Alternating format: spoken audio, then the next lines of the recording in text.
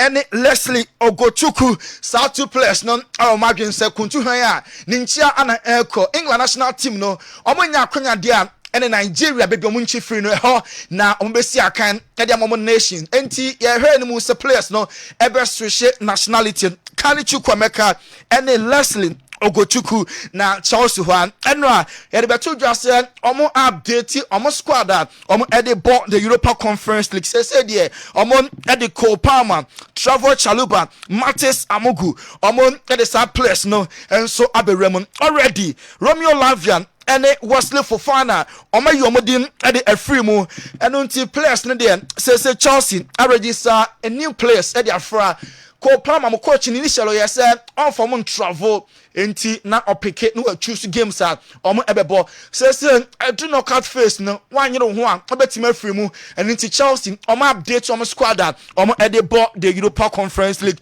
yanko Saudi omo a Pro League no enra Al Nassr any Al Fire ana eboye ema Al Nassr ehye kamiensa Al Fire omo entimi anti John Duran oye former Aston Villa player now or joining a year Al Nassr away and in the first game at all ball in the Saudi Pro League. We didn't camp at the Abamon in the Asian Champions League. One show gonna so Enra a two clear goals and our share said all here our Kessben television. So and on his debut our Saudi Pro League no Wabot Brace Cristiano Ronaldo and so at the back source into 0 goal no and our Kessben so and Ronaldo so far was 924 goals. Now only say in fear at Ronaldo every year also go from age 17 to data on our 40 years. Ronaldo every year also go all 17 years also go 18 also go 19 20 21 copem 40 or din the 3 days ago no ninina every year or 20 and Ronaldo go no and our Kessben so now Ronaldo my man celebrate go no pa ya mama Dolores na our stadium hall Ronaldo I can always 66 na the target of reaching 1,000 goals no or also what me achieve now last year but this year Ronaldo about 31 matches was 29 goals why 5 assists at age 14 now unim say you see this year nkwano Ronaldo matches are wabon goals are all shannon ehu papa enti obia at the credit no Emma 0 40 years neso still or score and when you go no and our Kessben so and run England FA Cup one match about so Manchester United and Leicester City and a boy Leicester and they share first goal and no Bobby Reid and man Joshua Zexin ever take out from the bench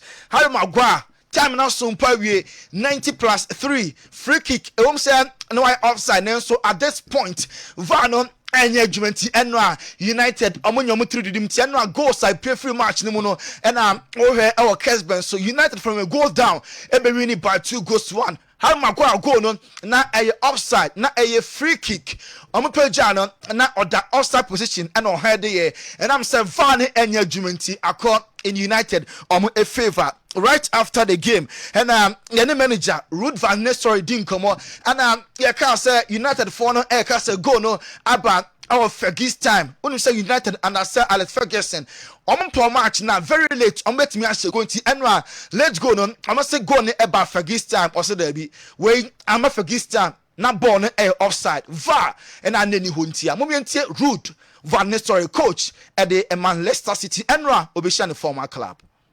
That famous phrase, was that tough on your team tonight? We're not defeated in Fergie time. We are defeated in offside time.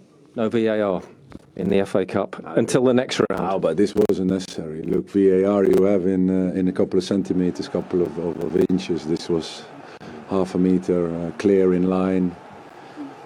That's a hard one to take because the team deserved the draw in the end, the extra time, stay in the game. You never know what happens. Was a very good team performance. Started really well, pressing the United. Ruud van Nistelrooy, former player Man United, at a point obey a stop gap coach Emomunti Enra. I'll come back to Old Trafford near the offside goal at the Arsenal. Also way and you forget time. A offside a referee no or more enfung so na Ruben Amorim coach Emma United Enra or started Patrick Dogu United new player no Nenso Bono out of position player no left back or Bono right back into wing backs and so to me but the coach necessary a lot of players on positions and all park and so na Amorim Ruben coach Emma United after the game no which they Sometimes it's just to control the ball, to have the ball, don't give the ball away in the first pressure. So it's the small things, is the big things, is everything. Is there an expectation maybe here, especially at home, that some of the players find hard? No, I think is this moment. Of course, is hard away, but especially at home. But we have to cope with that. So we'll try to do it next game. The thing is, as well, you've shown that cup spirit. Man United, emergent players, you know, as a normal one with a lot of energy into coach, you know, na onye happy kura. And on a legend, Man United, I'm a former captain, Roy Keane, Enra, na oye pandit. After the game, also the United won ya pa. Enra ball, I'm a ball, and one show, hey, chances crowd creation, no, na Ed, say United, able to me accurate. Roy Keane, United, I'm a legend, Enra, one messy west, come on, and caught 19. He's really frustrated. He's frustrated with the performance. And he mentioned there about having no energy. That's the bit I don't understand. Whatever about the tactics and players trying to settle in and lack of confidence and lack of goal. But you got to play with energy. I'll go back. Your starting point's got to be energy and enthusiasm. And then you take it from there. But if you have no energy, it doesn't matter what system you're playing, you won't get near anybody. He said, obviously, in possession, out of possession. Like that. That's damning on this team because it's well and good playing in possession, but you have to close people down. We saw Leicester were getting plenty of joy there today. A really good. We saw two bad teams out there tonight, basically. But any team with a bit more quality than Leicester, obviously, would have. I'm a legend, former captain Roy Keane and Enra. What it be Eddie Ama United? I'm a place. Na Harry Maguire 90+3. Onya then match winner.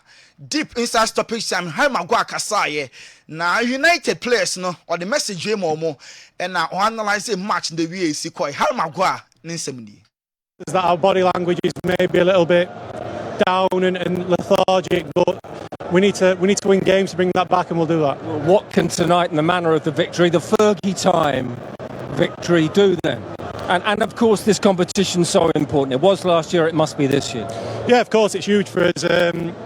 Where we are in the Premier League's nowhere near good enough, and we know that we're in the Europa League. We progressed in there, and we want to take this competition really serious, and we did last year. We obviously the holders, so no, we have a big responsibility to perform in this competition, and no, we look forward to the next round now. Why Harry Maguire on the match winner Emma United players no omo enyi no omo ho na also United League no omo good enough more elf from Europa League no omo the knockout phase and FA Cup on so the next stage it players no and you know year papa yentoa so enko Arsenal so Gabriel Martinelli wo prior our Arsenal Premier League game no say alternate more than 1 month on me NC can because of injury and also appearing hamstring games Obemeseno Leicester City, West Ham United, Nottingham Forest, UEFA Champions League round of 16 game airball Obemesi game against Manchester United round of 16 second leg so to me see can for Chelsea match in the Premier League so Gabriel Martinelli and so intimi embo yen I was Spain, Real Madrid as well in Vinicius Junior, Madrid, Esrose, Nahana Saudi for no, Elisi Kakasian, Abetamne de Nakonit in the contract no, or Nesting Konyan, or more standing Eddie Honkomo, now so offer Madrid Eddie to Vinicius Junior Nimono. Yes, Vinicius, or Jenny Parson, AC Canistra, and Unti, or rejected first proposal, Madrid, Omana Wakoma Vinicius Junior, no, and Yadia, on any agent, no, or Mom, and so Etimi Asumti Frantino Perez, Egusua, on a Eddie commercial by a boy no ebe stay na the contract no what me stand Eddie Madrid and then you ran and Madrid dab no so Real Madrid hosu Atletico Madrid Carlo Ancelotti were responded to have it as Enra and somebody be two just said Real Madrid for no lusu mind Real Madrid for no aso madwene ya say Carlo Ancelotti say obi adwene say Madrid person almost sa eniema La Liga officiate na enkoyi na almost sa DNT and a for problem. We Carlo Ancelotti manager Emma Madrid. I think Tebas can stay calm because nobody here has lost their mind. I believe what has happened in these days is simply asking for an explanation of what has happened to try to improve things, to try to change a system that, from what I hear, nobody is happy. Because we are not happy in this sense, I think everyone else is not happy because they think it is a system that favors Real Madrid. But the irony is that when favor Madrid corona person Sunday man so clubs ni si boy have Tebas Emma so Madrid elusu on mind also be elusu in mind at Madrid. Carlo Ancelotti about any game no okasaye edifa against Atletico Madrid in the Madrid derby. Points are important in this competition. The truth is that against strong opponents this season, we haven't shown our best version, but tomorrow is an opportunity to earn 3 points. Have you received the referee audios regarding the controversial Mbappe play that you requested? Where a Carlo Ancelotti game against Atletico Madrid, where the first Madrid derby are killing Mbappe, and so Ebebo only was the first round of the league, you know. One team ammo because of injury, no applique, and the match, no, the first time all born in the Madrid derby. Simeone Inzaghi, Diego Simeone, coach Mark Atletico Madrid, and Yebisana said Madrid are completely of officiating. Now, almost demanded VAR. Audios Madrid against Espanyol Oreasian NSN and also on the response be to question the amano or your focus and then Madrid derby airbusso and which the Kobisa and then Obepake bus no our Santiago Bernabéu so there on the bus and Abeko Stadium and or they are ground or the Serenity so Obepake bus or defend and own defending or the serious there on back to the bus moon na Akko Santiago Bernabéu face Real Madrid among a football club no yen so other stories are in Akipenya and then Hansi Flick ye meeting na meeting no enwiemu asumdwe kra in Akipenya ebufu papa say coach no onye fair shows na kofa ne boy no obey backup say me lose me position at the amano or GD say enye fair and coach no or selection no him on kwatena bench I was so mumu no number 1 at the bar centimeter at a points na intense na sa akoye kamamenka Hansi Flick na Inakipenya and so akan ama goalkeeper no or fan ho adwene say window ni bia obe free Barca omo club no and so akon one Laporta Barca president Frankie de Jong Barca supporters ni pina edwa no say odisika kase pa na so debia na wopra the contract ebe run out 2026 na so internally Barca coach Hansi Flick and the president Juan Laporta omo Philip Frankie de Jong ne performance pa and the contract na head there Barca ne bekasa say on things can so na or extend the Enfa Emma club no weekend we Barca and Sevilla and airball Sevilla omo manager and in Sempi atudwa the din Ede Garcia Pinamonta coach ni chiremu Barca omo generation we omo ade papa how coach Hansi Flick all blended the old and the new Eman Kwadane chance Lamine Yamal the best by far league nations no be who forman Rafinha e form enti Barca team way enye team a ono kwakoba obetimi anka say call for the 3 points and the match no omo akoyo best name Barca team no omo ehu hu pa way and nsema coach Ede Emma Sevilla ono enso Eddie Atuja Pedri Barca player was signed a contract no until 2030 and or say ono onyini no na any dream say obesi akan Eddie ama Barca na first time or joining Barca no na ogidi pa say ho any fie and say obe stand dia 2030 ni dey enye problem kwa oguso a enjoy ni stay or Barca omo enso so I very lucky say obo Eddie ama Barca because club near club that na koma so ye papa na Man City omo Eddie Rodri aka almost squad ebe in the knockout phase of the UEFA Champions League. So even against Madrid, so team amompo na amobama they qualify there. Coach Pep Guardiola did pass tournament no enko na wiye de na Rodri team a recover na what team atake part at the Ama City in the UEFA Champions League. Enra Randall Colomwani Obo Brace or she 2 goals Emma Juventus na Juve din kunima kamienu Emma Como ate kanwe bako na onim se Colomwani or Johnny Juve no Yeah, 3 matches and one ball and wash 5 goals. And to Dusan Vlahovic, the tennis bench no the Bema, one better out 2 years because Randa Colomani Bayano, a Jumadian. Oh yeah, be power boy way and Argentina J World Cup Argentina France 3-3 last minute on any goalkeeper and our boy Emiliano Dibu Martinez SVye na John Juvenile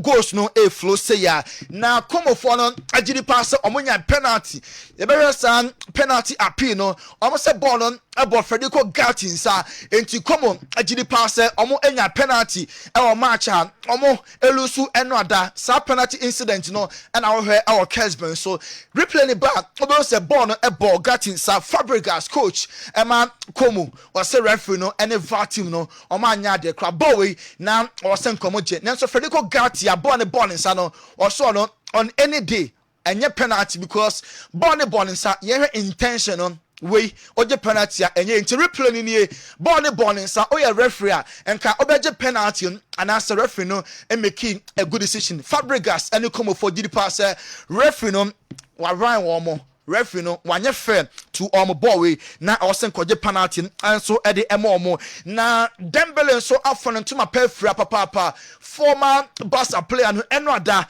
against a young Monaco oshe 2 goals PSG Esha Monaco by 4 goals to 1 NTSC 2025 yeah just second month in any Dembele was 13 clear goals 13 goals and a Dembele was at the ama PSG a club no na last year before Saf no kona year was back kutia Monaco was mienu aditia Bobo Kwanedin at the Olympic Marseille Asha Baku against City was 1 against Rem Obo hat-trick against Stuttgart Ebo hat-trick Etia Brest and Oshe 2 against Monaco. Now this year from last year ABC this year we bought 27 matches we shot 21 goals and we 6 assists or 27 goal contribution for PSG or a club in the form no I was so ye papa former Liverpool player your friend Luis Garcia and Odena Noato Joao Felix won sense Monster Felix or ball at the Aman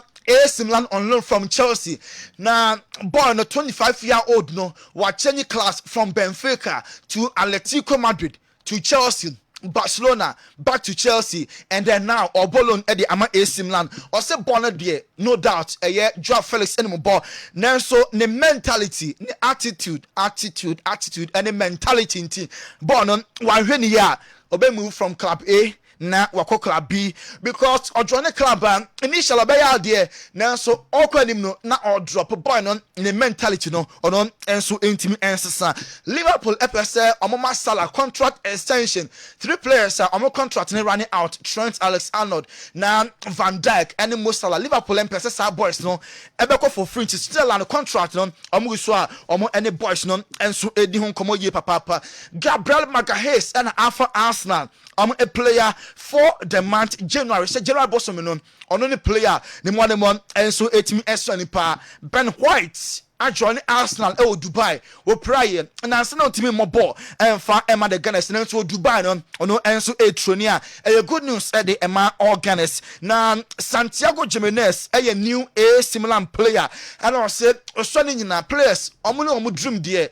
Okay, so we free man enye or join a club ketwa kra na obeka say from childhood na dream so Obama club no sabe pepe and Santiago Jimenez so aka say growing up osone nyina no na any dream many players no dreams do so omo ewo or say any dream pass obetime asi akan ama AC Milan now about into reality and run Bayern Munich omo share 3-0 omo ne Bremen the boy yeah now so Joao Paulina and Serge Gnabry and I'm saying now omo do omo nti sa match no omo enso entimi amosa game a course no and ohwe our Kessben so yentoa so enfa leaks ne so dia and Bayern Munich omo share Bremen akamiensa omo entimi anti eno any match who so ohwe our Kessben so Harry Kane and our goals no na a flow ye papa and then about 2:30 Dortmund and Stuttgart ebebo na Hoffenheim and Union Berlin abo Freiburg ebetwen Heidenheim, Wolfsburg, Leverkusen, Mainz, any Augsburg, Eddie Betarson, na Borussia Mönchengladbach, any Eintracht Frankfurt, and so Eddie Ataso on Sunday, a Hossen Kiel, any Bochum, na IB Leipzig, any St. Pauli, and so I'm Eddie Afre, so Bayern Munich, Eddie Kain, 54 points, Leverkusen, at a second, almost 45, Frankfurt, at a third, IB Leipzig, at a fourth, Stuttgart, at a fifth, Okon, at 209. 16th Heidenheim, 17th Hossen Kiel, and a Bochum H12. Hurricane Asher 21 goals. Omar Mamouche Adjoane City now or Frankfurt Osher 15 goals and Sana ono Enso Echo another in the Serie A. Juventus Echo She Como by 2 goals to 1. Randall Colomwani ti Enra Obo Brace Emma Juventus Echo She 2-1 Ewa away. And Verona, any Atlanta, and Airball, na Empoli, any AC Milan, Eddie Ataso, Torino, Ebertrain Genoa, Venezia, any Roma, Ebebo, Cagliari, Ebertrain Parma, na Lazio, any Monza, Eddie Afreso, Lecce, any Bologna Brescia, our Italian Serie A, na Napoli, and so any witness Eddie Afreso, league table, Napoli, Eddie Kain, 54 points, Inter, at a second, 51 points, Atlanta, at a third, Juve, at a fourth, Fiorentina, 5th, Lazio at 6th, Bologna 7th, AC Milan at the 8th, Roma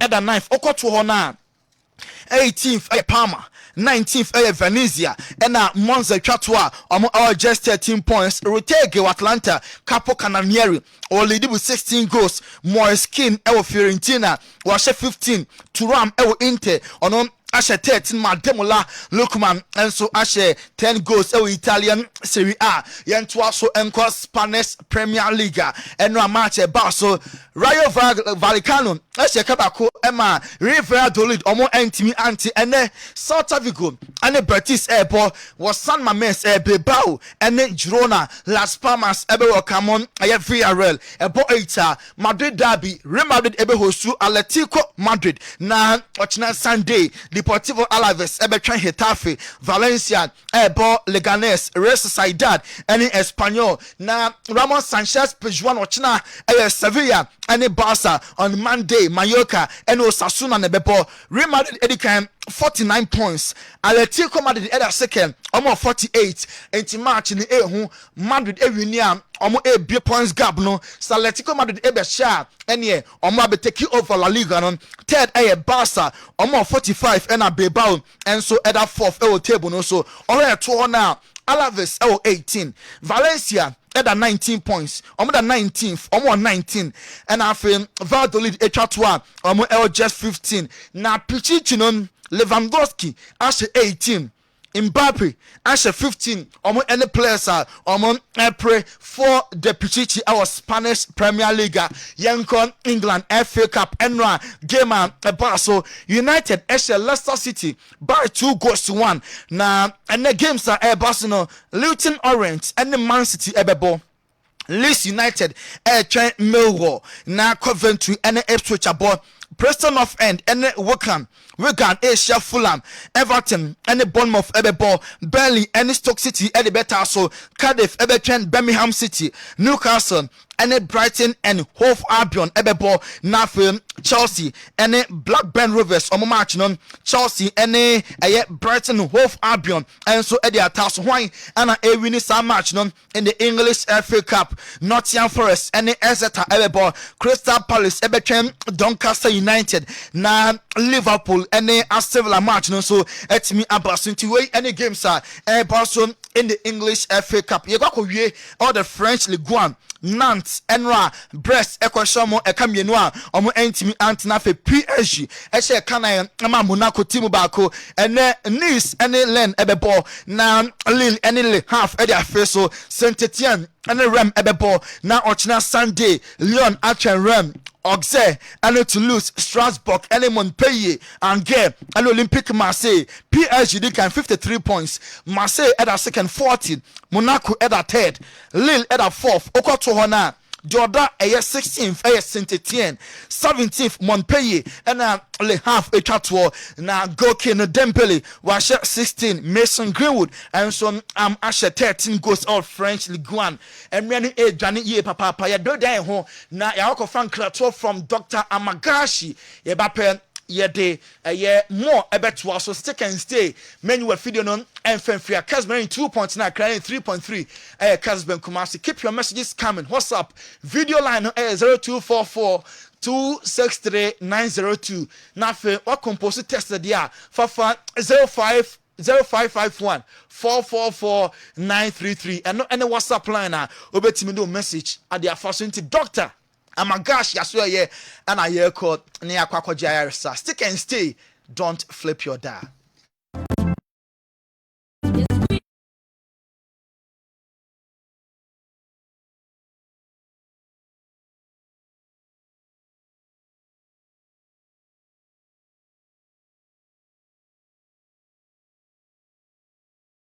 Be a widi musa hontoba. Yes. It is a yale. That's a yare hawa. Oba Dr. Magashiwa. Yabema hontoba. Some ebeko. Mientiwe. Opening the brain. And then the person magana for you know who say afia ye shasi opening yadie and never mancrophobia on my money so I didn't to me. Yadia tating crofua can crofua to them. Any baby I was so the two to me say adie bia ye biano ye bre any ye. Seni pass ukumu bra was so datching. Yadia ebo ni paninano ye wo time kekena yare ni pesa weden o mani hwero. Enti say we nipa na se wo yare a ye wo bre yare ne bae ene ye wo bre wo se yare ne ko. Enu na Dr. Magashi me koso ka kire o say yade bit obi so na eye pressure betimi ama wo bra wo bedi wasase we so no ni nyina no eba anhwa wo bedi wo di wadaje bebrebe kwakoje pressure duru abra wo ba Dr. Magashi ho a ye betimi ama wo duru asa pressure na etini pedue ni mu no etimi afiu so diabetes yade hani papa ebetimi ama obi wo no ma yetimi atwa ne nan ato ogu obi wo no ma diabetes betimi ama de ninkoso na de efra eno no so ba Dr. Magashi wona se diabetes no glucose ni bi kura fra omoja bo wani so e na acost pressure acost glaucoma acost etewo wani nkosu aso a oba Dr. Magashi wani yema wadura no ano sa ha no nyina fi usoko enti de e kan se adwuma ni bi okumase mazi makru e na akra ye kaswa prison junction takra de ya pawan kejebri government school wo mo takwa ho nyina na eye bogo so power line sanso na techima fo nyina na yo techima hensa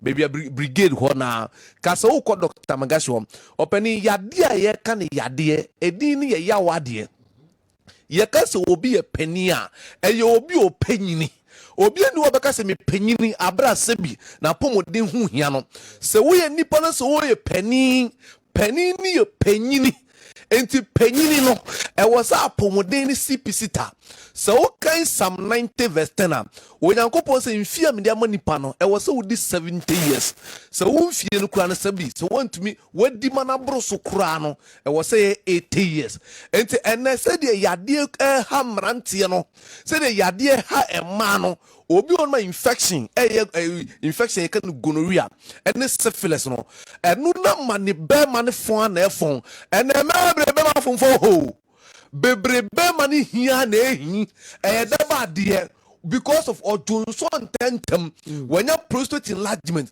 when your prostate cancer what says Johnson tentem one pe wasem obi on monya infection gonorrhea na inso so be no maduru ebe tu ase no maduru den e manage enti say nipa no ni mfie won ni be ma tumi fon eno na sa oba Dr. Magashi we mo oduru asa infections ni nyina no e furu so ide akọ ye wo ma bi o no ma syphilis any white ni ode poi said the city did wo no a block wo ma wo de to the sense I won was some eba na entuma enu na mi okumase ma mi fi bogo so bai obai o si December ya na obaje awadru woni ni kunu na bai o mo baje awadru na tinto December na o wanyemo ma ode nyinse ne ba be kire se Dr. Magashi mo yade asema mpese me nipa hunu se fibroid wo hoi ebetimi a block wa wo fibroid betu atete wa asase we so ahwa obeka se Nyankopon bo oboni fibroid ni ye won miensa ye wo intramural fibroid subserosal fibroid submucosal fibroid sa fibroid we tumi man emma ni bi efuye tumi ekese ɛno no ba Dr. Magashi na sɛ fiber na ma ofu ayekese anase wa wo pen ɛna wofu na ayekese a oba Dr. Magashi wa tinto time openi so kan twerɛsɛm na Numbers chapter 21 the verse 14 was so ɔka no Onyankopɔn akode nwoma ni mu sɛ wɔnam ehum tuo so na kɔfa hɔ ahap akode nwoma no openi ye fi Bible ni ade wɔ sɛ wo hyɛ no trum akode nwoma no wɔn ayie fi Bible nim ɛde enti no mu yie ɛwɔ sɛ nipa nyina ehu because wɔn trans hu sɛ mu hu akode nwoma na yade abro no to no sunsun de mama enye yie enti Dr. Magashi de me kan sɛ wɔn ya to yare ama wɔn spiritual sunsun mu no wɔn de yare ne chinchin na yare ne entimi nkɔ yade abro no ma sunsun hyɛ kyerɛ unkofo bro on mu problems no money shekere so okay Proverbs 23 the verse 6 we say need you woni boni kra duane e ma okondo na dokodoko de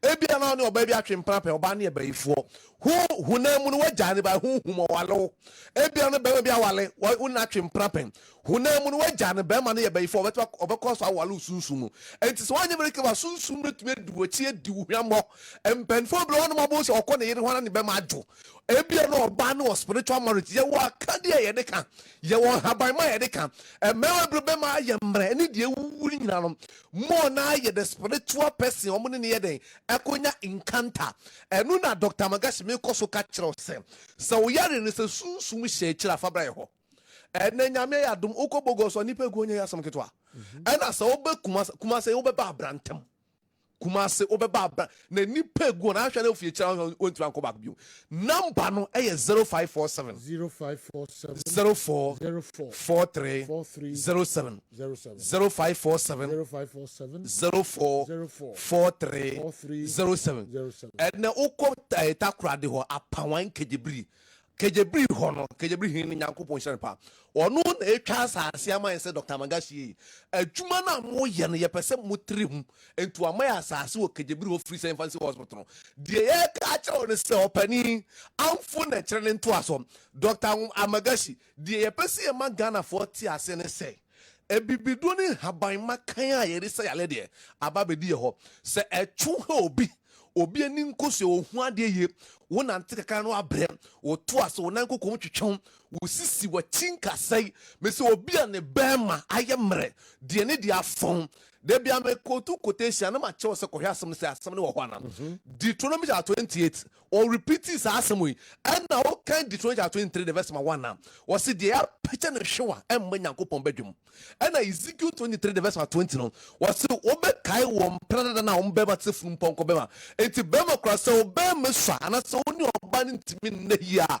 asem beto because as de ba ko wo se ne nso ne sem so okay First Timothy chapter 5 the verse 8 was so obi antumi anhwe ono ne nipa ni titiri wori ni fia we ni paboni ni e man de wo wiase nyina Nyankopon ma kwan se be ma wo wale oba na se dua na dwena wo to puru no mu a ma wo koto sre enko oba na sum na mo mienu nyina nya adwenkro en no obeka on 1 Corinthians chapter 7 the verse 5 was say ma mo mfa mo ho nka me mo ho enti die ne ma obi de ne ho aka me ne nyonko eni se oba bi on mo ne feelings bewe bi on ni be man shanya juma fa number ni sisi ne ba Dr. Magashi wo yewo Kumasi Mazi Makru udu Makru jansa kasa uko old police house Kumasi Mazi Makru kasa uko old police house Dr. Magashi wo Accra munko kaswa yewo kaswa prison junction takra de ya pawan kejebri Techima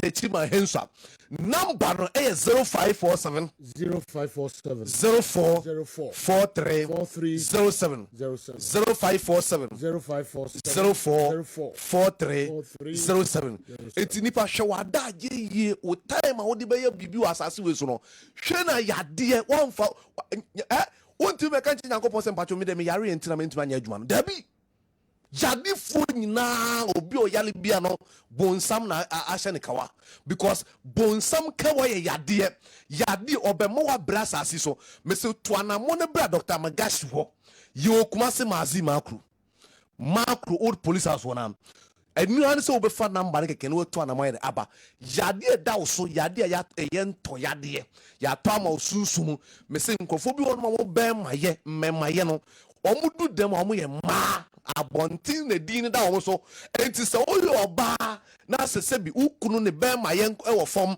anase na honde wo fom obi a fibro de hanom oba woni atenka to anamo ne to anamo bra Dr. Magashi number ne 0547 044307 ana 0544 580936 oko pristia fo nyina mbra takwa bogoso pristia fo nyina yo bogoso power line odu bogoso power line ho a bisa obi ase Dr. Magashi hin na hospital no obi abecho because yade na sebi atena nkofo so ate yade ekum kofo ni masie yade yi nipa efie ni gem de ko hawo ni amanim no sa yade ni nyina na anu edu abedum ho tamala gbona mi anworo bela na nya nworo vigigi kwa edoyo yo na be dikana kudo doyo yade boni pam nipa fon yade yen fon yade eno no to anamon bra Dr. Magashi wom yade manipa so te yade ye toma obi onu abesom dan ne abone panem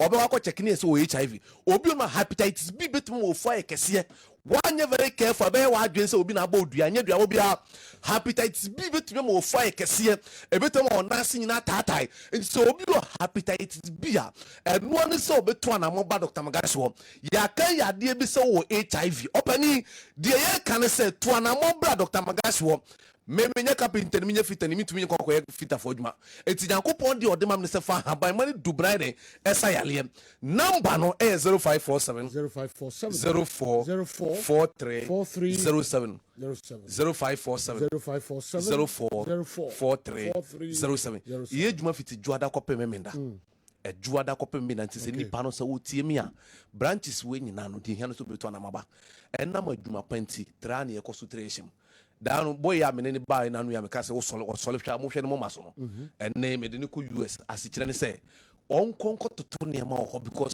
o mo ho no bebre na hie nduro no enti enne Isaac o US de me catch on ade ye ne se ye make sure se ye ndo ne de ye be make sure se eduro no bebia wo bia obenya ho faso because in haban man du bra ne de aba be di Dr. Magashi ho ti se ya de ne to nu e bi so na say a stroke wa sole ne fa adwo ne to ase ne nkoko mu twetwe obi kotodwe ase de nsuo ne gyinam obi ono otumi se ekuru ankasa wom onam agege gbogbo say nipa ne kotodwe na se ne sisi no onto anamon emra Dr. Magashi wo ye beboa no ema sa hawo nyina efine so akọ ema ono so de aseda amanyame ye da mu nyina mase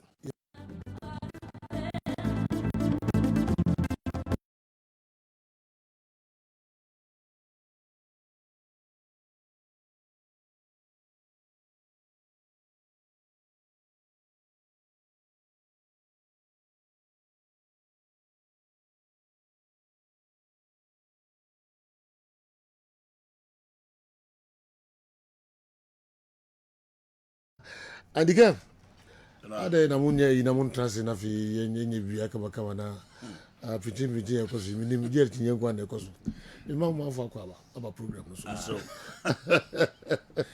fana wusu jumadi na eguso a yadi Ebro Free Kessben Television Kessben 3.3 Kumasi Kessben 2.9 Accra na fi muti anka biom e wo DSTV channel 364 Go TV channel 121 emra san su biom aduru meminda dumienu na ya peja yemu enti free joda be pemene meminda yi yenhwe na fi yenyi mu biom na kakra be ka ho no yede be ka ho na dumienu ya peja yemu ma breaking news enso atoaso e de amayen Andy yon kwa bano ne kakra bi emse matches ne kra de La Liga ne mu na o ya yi kakra yeah oba England ya emse kakra bi FA Cup ndino yem pick kakra bi na yenhwem na fi as usual yem refi na yem hwei Pooley. Justice for Pooley hashtag Justice for Pooley kofansem a rival. Yes. A rival, at least. In every revolution, you need Obia. Obitimi Ejina or the Assasaniema. It's sad. Family no money and people are not happy. So, Kosha Bona, SMBC Bitimi at all. But the reality is that if you look at the number of meetings, amount for Ahokeka, IGP, say, your stadium, now you are no Bianfa, all of a sudden it's Obiafa. Yes.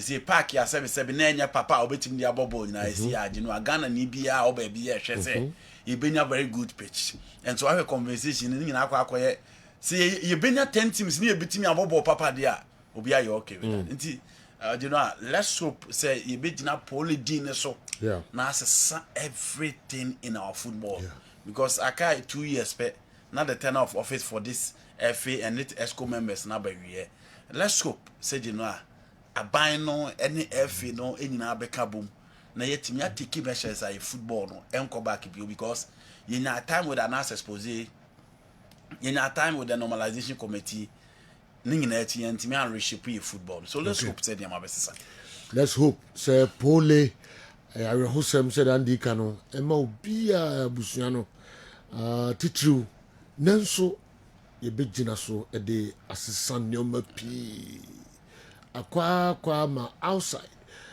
stations ahodo television and the radio akese omnyina no mention sa Pooley issue adru wiase babia. I granted an interview at US on Thursday.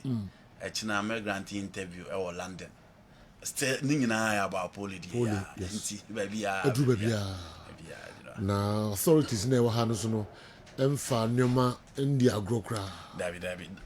You know IGP na SFM. Yes. From so how about SFM dia. Emfa nyoma ndi agrokra. Na yeda IGP no so ase. Kwan ya wa fa so asem we ode atuna koma so se opese odi hu dwuma pa. You know I had it. Edi nkan watimi afre Pooley ne yire. Afre Pooley mame oni abusuafo no ankasa tu abakrom a bishia kotokofo akwa abusuafie IGP yakopon shira pa na so unim say crime scene for no be free crime.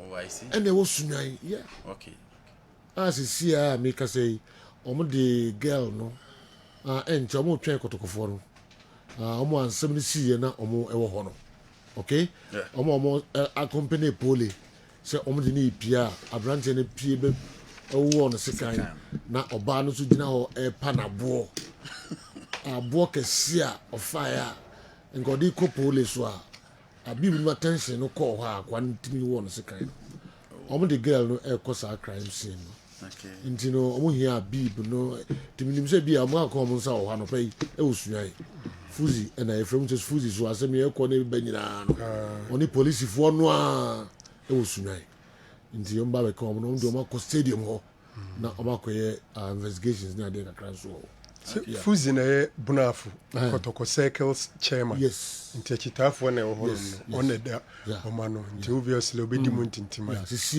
menene kasa ni be 5 minutes kra okay of frame ya no kire me ma ombe ya no pe ni ade nyina inti na kire say police omo fa asem ni abroad there are other details in the course of the show okay enti minim so betima boso ana yan kwa na kakra bi mra because wo so minim say calls you the far now the far easy wow. so far the meme correspondent or no mo de mama say said na wo ka no omu beja Pooley kwan na awuraba no ene no struggle no awuraba no fa abo no omo attention nyina eba ekọ awuraba no so ena abrante ne be wo sikan no ena Habibu so abrante na tade mu enko peso otwe no to ma sikan so na esi oja no no de mika koy but one Pragia ena de abrante ne ba stadium honum not at the beginning of the game getting to time a Pooley AP na no Pragia ne babesi abrante na tese o ma arrange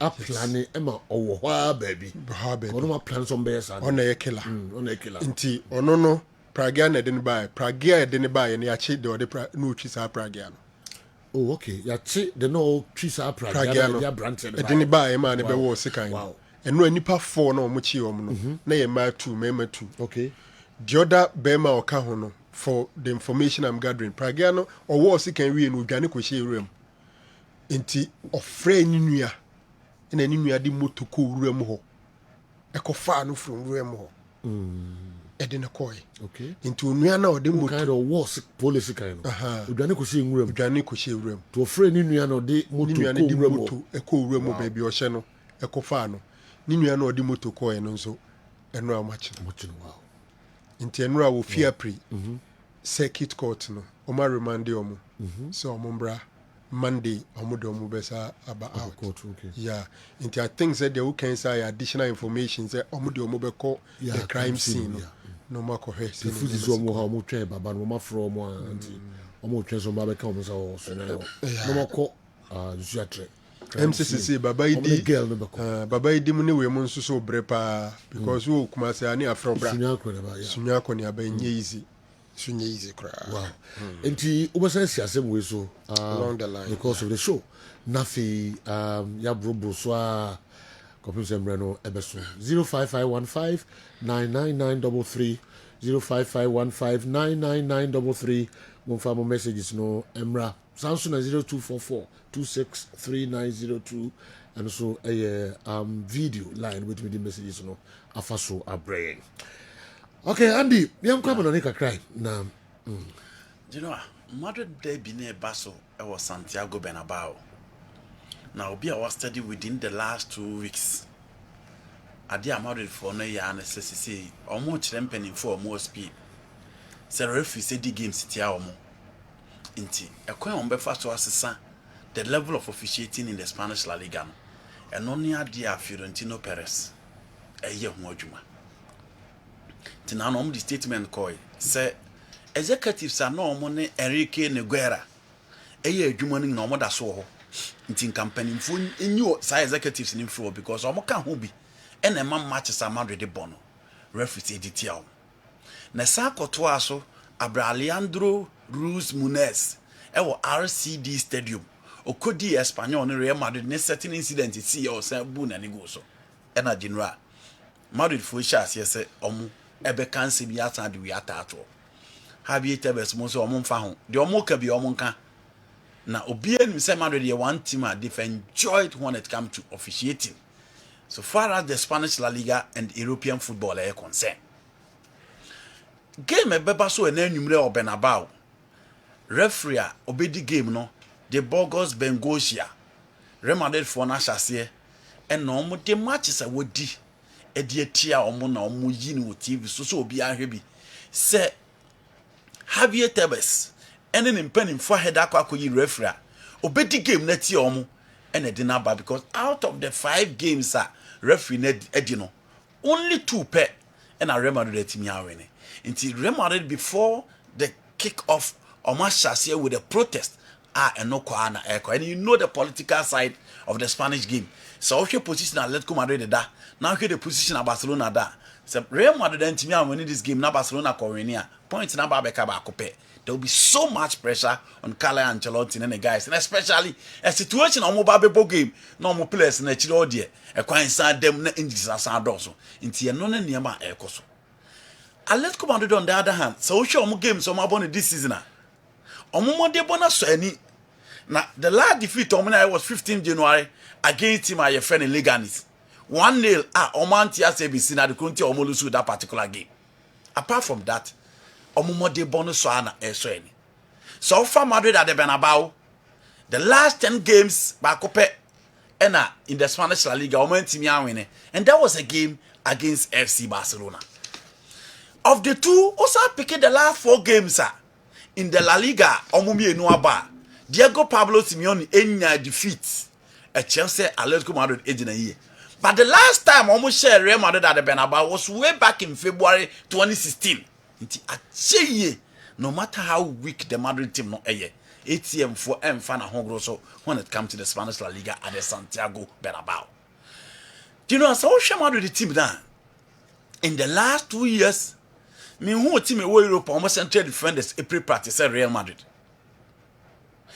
Game Omo Beboy, Lucas Vasquez and a Bebo right side. On the left, the coach is likely to choose between Benjamin Mendy and Fran Garcia. Central defense Rudiger, Alaba, and Militao crowd are still acquiring them. So imagine Real Madrid playing without any of these 3 center backs. Now, now, be available for this particular game. In Tebeko, Olian Chomene and the Ruben Asensio. And Nipa Bebre Carlos should give opportunity to the young guys because Barcelona are using Pau Kubasi and the rest. And to be a share, Ruben Asensio, the games are one year boy in Argentina or Chelsea and more. But this is a test case for him at the Bernabeu. Only Chouameni. Obianim said Chouameni has always been the weakest link alongside Lucas Vazquez at the right back. So we ATM team now. Almost rotate and so Asha Marcos Llorente over the left side at the same Mandeva or Omuba Branti FN Galen. Central defense in so apart from Clement Lingard this season was stay fit. Obo say Ohana Abrante FN Jose Maria Jimenez Ababeka ho. Ohana bo say Lil Omar Ababeka ho. But Clement Lingard has been the consistent figure at the back. Midfield is on rotated. Who the captain Koke, who Conor Gallagher, sometimes who Giovanni Simeone, who Pablo Barrios, and then who Rodrigo De Paul. But this game, and I'm saying Diego Simeone would love to go in for experience. Or Bebo De Paul, or Bebo Koke, or Bebo Pablo Barrios. Najira, or the Conor Gallagher Babesha the left side in the diamond. And in the diamond now, Obono. Obono say, or Bob central midfielders ever wide. And to De Paul on the right. Now about Conor Gallagher, now about Koke Resurrection, and then Pablo Barros. Now Jair Griezmann, and your Abrante your friend Julian Alvarez who anymore. And it's a wash your team now. Baby a year Juma with Jeno Black in post. And to baby a year Juma and 15 year Juma, and then 15 year workers and runners. And then 15 year workers will be Baba circulating ball. I bet dominating with full play. Now born or Baba Jiabuachel. That is not where the ATM team or my build the do. And you midfield the Juma or Mubabebo. Madrid they are not similar to that. Jude any Bavardin song at the same qualities no Modeba. But the difference is that Social Fedi Bavadia on the shooting here, the passing range here, Jude can hold, he can pass, he can score. Into also the 3 dimensions now over here for midfield Jude Bebao. And Obia Washer Danny Ceballos. In the last few games, on the balance of Ben Finfio and also what that circulation and dominance midfield play. And these 3 against the 4 Atletico Madrid midfield. Now there are 2 attacks to be a share. Griezmann Abba were experience Julian Alvarez and Statiye. But say Joe, Osha baby Julian Alvarez Ababi do say ya. Obien himself Branty and I Juma and what him dia woman itself into the team with Alexander Soloff and then Angel Correa on the bench. In bench in the crown says so the 2 players fretching Esa Benimoa and watch it for ATM.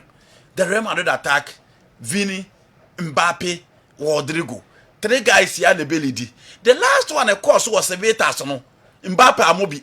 And Rodrigo ne Vini the boy. And for me, that was the best Madrid game for the calendar season year. Osha from July from August Bissina. Game Madrid the boy who said Madrid up game pa, and it was a game that really lived up to 8 billion. But this time the 3 players and Ebebo against a team, your friend ATM or what it takes to stop them. When they decide to put 10 men behind the baller, and yeah, not space is the thing. So bet me at your with Julian Alvarez, you are sure. Say ATM ebeti me ato atana because on the original anymore. Now so what Ruben Asensio ne Chouameni e can bet them with Griezmann supporting him with his auxiliary role attack near sharp. It is also ATM team na china ye and fifina ye animu na ye. But Madrid a china ye and fifina ye animu ni ye ja. It is ana ete and only man let come Madrid a more modern advantage. But the difference in the say Bernabeu there what they say Simeone was better head to head against Carlo Ancelotti at meetings. But you know I did the Santiago Bernabeu and I'm going for double chance Real Madrid. A game at ATM for Bebo, but I don't see Real Madrid losing this particular game. Probably 1-1 or 2-1 for Real Madrid. Barcelona kwako PM Ramon Sanchez Tepejuan. No money Sevilla kwako boom Sevilla and so you one team almost suffer in recent times because said you no model nicity no model year juma edina quality materials no mo beton be the market no say anti-sabio e ka kitu abi in can lock by the class Johnny Aston Villa and kofa adil the see by ya oba be share chiri ho edema be team my friend Villa omuja na chidie offer the likes of Andre Pedrosa offer Ivan Cremona on the right. No about Fanny Manda Gudej and then Log Badi. A midfield of Lukunga, formerly of Arsenal, and then Saul Niguez. Saul and Timia Levu up to 8 billion. Say, and yes, I do not. And Kaohe Pedrine, Casado Modia, and Ka, Obetu Omonte. But Olusu touch, no, abroad Johnny Chelsea, or call back on some fat, and Odiakopim, ASV. I was saying into Unya the Saul Niguez against Bayern Munich now. normal tricks and goals, normal long great shooting we have from Saubio. And they have the likes of So or more Lukubabio, or only one player was 9 goals at the Amatima, your friend A.S. Sevilla, and with Isaac Romero leading the line in the 4-3-3 setup of the call. With Barcelona, you know, she did the last 2 games of boy against Valencia, and after the game against Benfica, a firepower and a handy flick, then Brand DSC anymore. And knowing very well, somebody they bought against team your friend ATM or BBA team, yes, you know. Said you, Barcelona will be poised, so I'm betting me and man the best game, Jabasa. Into the whatever happened, you know, a best ginger the Barcelona boys, so I'm betting me a step up in that particular game. It is the Ramon Sanchez Pedroan, but you know, I may put him your friend Barcelona, so I'm betting me a share Sevilla and so Napoli ni odinisi enye game ehubia. With the form of Napoli, teams ne di o machi no etete Milan near consistent. Inter Milan ko pie mu Atemio Franchi Ekolusui Moise Kean game of ball that day it was top Ekolusui enti omo di Napoli gradually almost the pon kakra omo widen gap no there but omo against Udinese would hear the form of Adriz Ambuagiza Stanislav Lobotka Scott McTominay, Romelu Lukaku, David Neres, Michel Politano. You know, I don't think say Udinese were what it takes to beat Napoli at the Diego Armando Maradona. Make up for Napoli winning that particular game. Now, you know, one game so the 4th round of the FA Cup, Chelsea versus Brighton. Last week Brighton for Antias Empa. Omuko PM against Nottingham Forest, and Nottingham Forest for almost 7 goals. And better and Rema against Chelsea. Almost so Brighton for you know. Apart from the 2 overhyped attackers, almost no momentum progress. Almost no issues when it comes to injuries. And to be able to Tariq Lampton about the left side of Pervis Stupina and Abreho. To be able to on the right side, Obo to Joel Vetman Kakra, Obo Van Heck at the centre back, sometimes Obo Louis Dunk, and Finfin Obo you see Fayari, Obo the likes of Carlos Balegba. Jao Pedro ba na Dan Wobegeko na Mitoma ba na Simon Adingra. A lot of inconsistency within that particular team. Into Omunya is smooth to say the previous seasons no Chelsea on the other hand need to make sure say and yama to Brighton no almost betting to take advantage of that particular game. No more about themselves because Brighton is just like West Ham United game na no. Chelsea should be careful, especially on attack and Carlos Beleba. So who could be able to say the usual? They're not looking for more Chelsea will be in trouble. But you know, a game that I'm tipping Chelsea say they will win that particular game. All right, more soon games now. Ebasu weekend, you know, and the game. I did some kakra and so ato ye nimekwa wal Mohammed ho na odiye Eura Africa kakra. Nafi issues here and there in the Hunsam and so Abramo.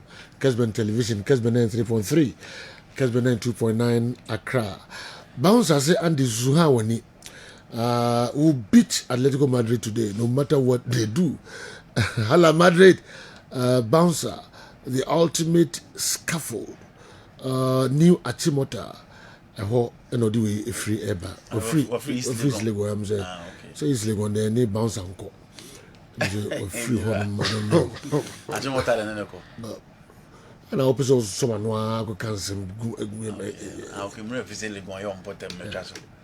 Because I don't cross your friend if you come say, hey, easily go no hotel.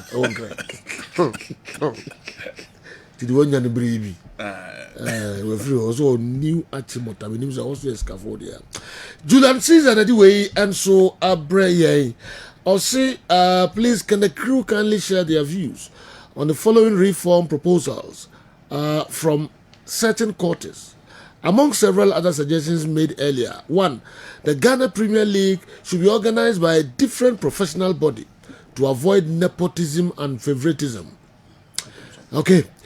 Number 2, the league should consider a franchise-based model rather than a traditional promotion and relegation system. To achieve this, clubs should be required to pay a significant franchise fee, which will be forfeited if they fail to comply with the league's regulations and be replaced by another. This will incentivize clubs to maintain high standards and adhere to the rules. Okay. Again, it will help eradicate the inhumane quest for 3 points at all costs.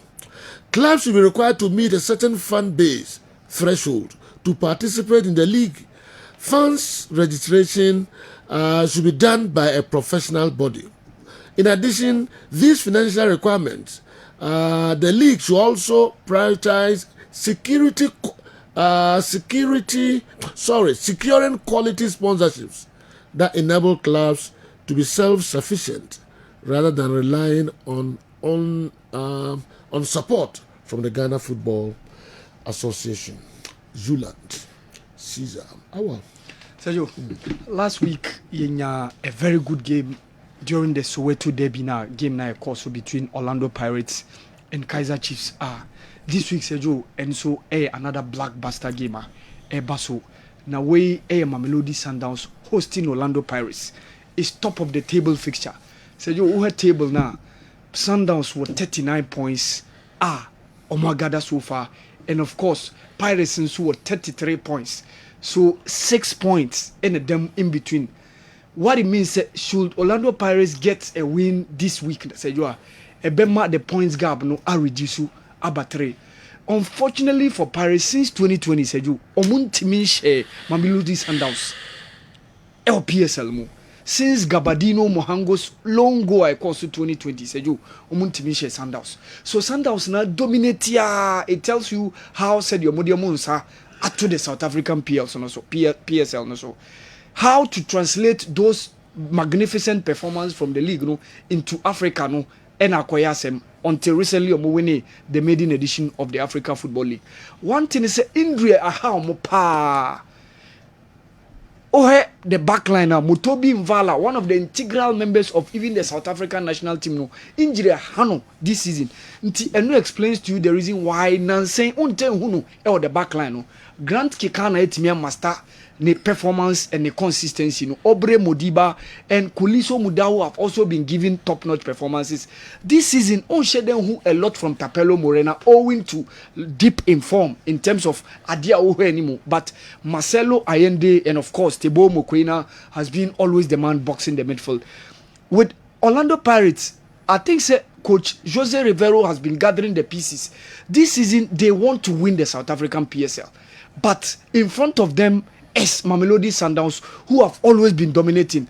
Who were 2 guys on Mama promotion this season. Meka Rebohile Mafuken and then Mohau Nkota. Those 2 guys have been the revelations for the Orlando Pirates team this season. And Patrick Maxwangwan, who scored from the spot during last weekend's game against Kaizer Chiefs. They've given top performance for the team. And one thing is Mamelodi Sundowns says how to deal with Tebo Mokoena deep in midfield.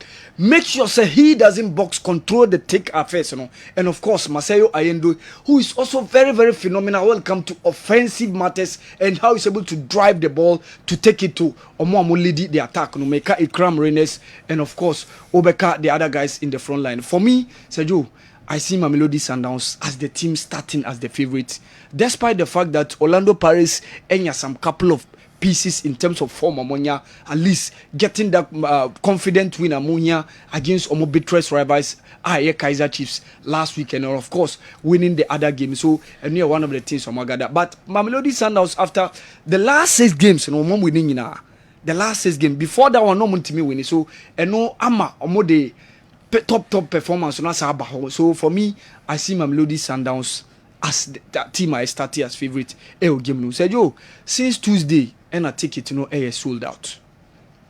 Game bebono but since Tuesday na ticket sold out.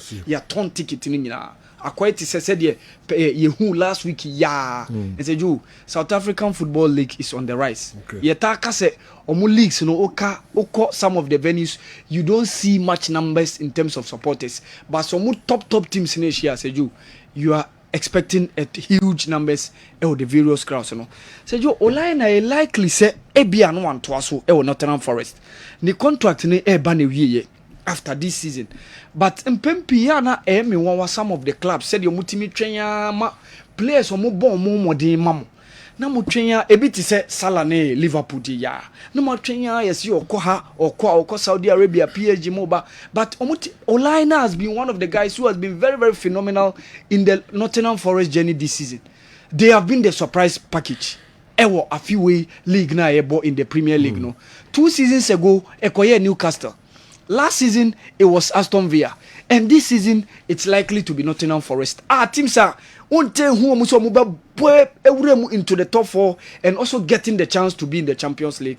And Olaina has been very very phenomenal. For me, I think senior coach Nuno Espirito Santo Eka say or you're very very confident say Olaina will sign a new contract, but it depends on him.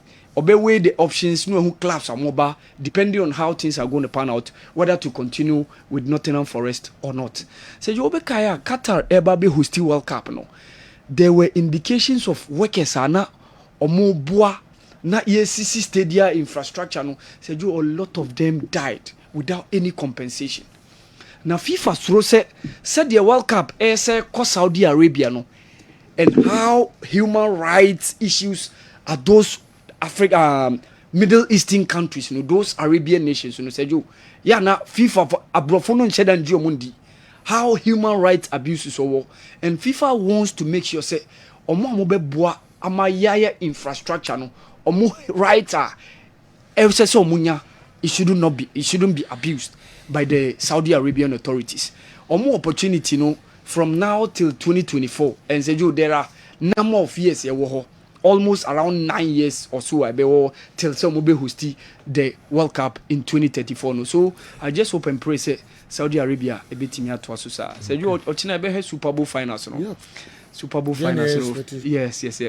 Messi Kobe. Yeah, Messi be kwako, Messi be Kobe. And say you Kansas City Chiefs na dominating. We almost 6 final in 5 years. Only 2021 and now finals. They've been dominating, beating San Francisco 49ers. And even 2 years ago, Philadelphia Eagles now they met and they defeated Philadelphia. And also Tom Brady free or no, the guy who has taken over has been Patrick Mahomes. That guy quarterback has been so phenomenal alongside Travis Kelce.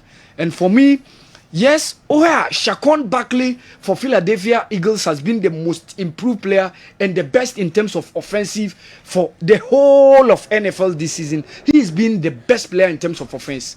But CJ Gardner and then of course Hartmo. But what it means say Patrick Mahomes says for I see Kansas City Chiefs beating Philadelphia Eagles and game no basochina the Super Bowl finals. So in as much as Philadelphia Eagles have done a massive job 2 years ago, they lost against Kansas City Chiefs. But Kansas City Chiefs have been the dominant team when it comes to the finals over those previous years. Getting the opportunity to play 5th final in 6 years, it tells you how dominant they've been within the setup. And of course, said the medical can. It's only 2021 and a Los Angeles Rams now year now Mojiano and a Kansas City Chiefs and Timianco finals. 2019 they were there, 2020 they were there, 2022 they were there, 2023 they were there. Near born in Neno a 2024 edition, but it's just a year born in the early part of 2025. So Sergio, I fancy Kansas City Chiefs beating Philadelphia Eagles to win the NFL title, Sergio. Okay. Doc, me ma be 2-3 minutes be. No problem. Na yem fan ko na me person ka handle feeding pee mama. It does. General, they didn't kind of. And Man United a late comeback to beat Leicester City by 2-1. But we a United fan, I don't think that you should be excited about what we saw. Yes, Kobe Becker said sometimes back there that is what United was noted for. If we said last minute in your conjure magic, na yashe. But against Leicester City, our money form now boy and general, it's not something you should be proud of. And that goal from even Harry Maguire was a clear case of offside. In fact, say a gamer VAR Roma and clearly Omube disqualified that goal. Nankibia acquire 1-1. Are they shocking me about Morin? Say Wakofa Patrick Dogo Denaba. Obianim said this boy is a left-footed player who plays in left fullback or as a left wing back. Surprisingly, Nenra Obo Diago Dalu on the as the left wing back and playing Patrick Dogu as right wing back in his debut. Normally, Uma play a debut in a comfortable position, Bebia or Pepano or Diamano. A special player was joining in January. The first game, who a natural right wing back in Eye Dalu. He decides to Bebo Dalu rather on the left and play Patrick Dogu on the right. And not surprisingly, on the field, it looks like in terms of rating, Patrick Dogu and another rating in your cry. I don't know. Now, me mentia said that say coach Betima Casa media. Me formation no anyway. Game need to set the exam no one but media na 3-4-3 and 3-4-2-1. No matter the opponent, no matter the individual players, no matter the tactics of the opponent, or no need any. Abrantian United for and people are not talking plenty because your sister coaches are time or buy, But what is a Roy Kim who started as I say he would have to sit up. General Cristiano Ronaldo Gusu Yena it looks like the target of 1,000 goals, he's likely to achieve it. In fact, John Duran first go the debut game, he scored 2 goals. And that is not even the talking point, but the talking point is Cristiano Ronaldo's goal. Ronaldo now has 924 goals. He turned 40 just 3 days ago. So Ronaldo is 40 years now. And his aim is to score 1,000 goals. You ask yourself, say, how many more goals to go? 76. General is achievable. He will do it. He needs maximum 2 seasons. In fact, the rate at which he's scoring the goals, this season for club, he scored 24 goals. At least if he ends the season with 10 more goals, it means Obe 66 to do with a club and country. And I'm thinking he will do more than 10 goals before the season end. He could even add some 15, 20 for club and country before the season end. So those 1,000 goals are achievable. Me assure the fear and then the biggest threat Andre Lionel Messi, because Messi is the closest as far as the number of goals are concerned. I think Messi now has 850, so some 76 goals or so separating the two guys into Emma's competition. And Messi is 37 in June, and Messi being 38. So it's possible, all things being equal, Ronaldo could retire and Messi may have 1 or 2 more additional season. Into Yakono Edding at the moment. Last one, Vini Junior. Reporter by Chelsea Madrid 4 day offer Mano was turning the down beam. Na General, so a Madrid fan, no through say Vini Junior be free where it's likely, it's quite real. Sikana Saudi for no day to Boa Brantian. Almost they are ready to pay him 1 billion euros in 5 years. 1 billion who breaking the chest every year. 200 million euros. 200 million. You know, currently he's on 12.5 million at Madrid. 12.5. What it means, and then they say, 200 million, who breaking it down in a month, he's taking 16.7 million. Into Sikana or General Madrid for the whole year, no. I had 12.5 no. Almost Omra Saudi 1 year crano. Almost had the 4 million back at the original in a month no. So 1 month be an 16.7 million pound sterling. No more to Yama Branty. And he's a Brazilian, no European. Enti Angel Beko. Angel Beko. Dear a man by a day as a Madrid Betima Kamusias is one. The contract with Madrid Ebebe year 2017. So at the end of this season, he has 2 more seasons. 2027. Until at the end of this season, he has 2 more seasons with Real Madrid. The buyout clause near 1 billion. Until the many shows are Saudi for the Betia. Buyout clause. But a Madrid share now at the end of the season. They will take money because sometimes they wouldn't allow the player to go for free. And a Brazilian, we actually say, Krachi, Niaote Hona, Bosumi, a fiancé, no, Bosumi be a besa, Mamma Brusono, and Riano. But let's see how things pan out. Your English coach is Omako. players African players you were French players almost a common na go disika Brazilian kwa ko bia mo say mind you Brazilian you know Brazilians and Africans in there sika a major determining issue including an English coach yes and an English including Cristiano Ronaldo yes Jordan Henderson mo nyina ko English can same tia Saudis and Arabs about music the remnant sama wodo but you know if mama nyina ko ko mama nko se Franco kakra team sa aba fu that's one ko fa na se ma person ono so ready so be ya we want to go there we are no manimrem kaka omrem ma to the univi omrem omo be kama do dem manimrem you know yeah Africa for any Brazilians our Saramaka for Piscache obia e ba beto club no pese club near bigger or started from here for Manchester City on be fire and Mkofa Robinho and Mkofa Joe and Mkofa Ilano and the chassis and the baby city about it. She PSG. Sometimes it was so difficult. So Thiago Silva was the best defender in the world at that particular moment. Yeah, who the Thiago Silva Kwakolande. Kwakopimu PSG. Now look at the situation of Neymar. Now why would Neymar leave Barcelona for PSG? Omo I read for money. South Americans no nim scarce di. Me see English coaches no. You know I do say. Apart from football. You know I do say. Uja fanko disika. I don't go for dinner terms hey. Jordan Henderson. Gerard. Jordan Henderson so England obi amfani team man coach. England hono obi no ordinary team be master we dey don coach. Well. But it do be so the numbers. Hardly say an European boy part Vinny Junior stature any at age around 24 or didn't never hear Saudi.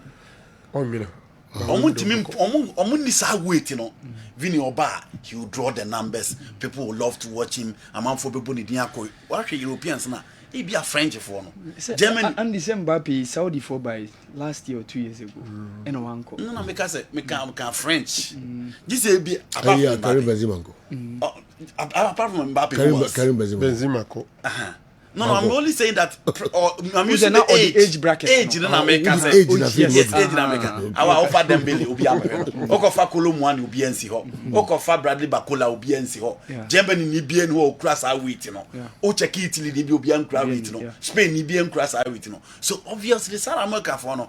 I'm gonna have flamboyant, charismatic, more the marketing tool to lure fans to stadium. And you know, and obviously 12 million plus a year. Almost 16 million plus a month. Because Madrid for this can person we're 2 and so a week. Madrid for one person this can go 15 Mavini. Still it's not enough. A new month. A new month. Monthly your original side. Microphone is canon They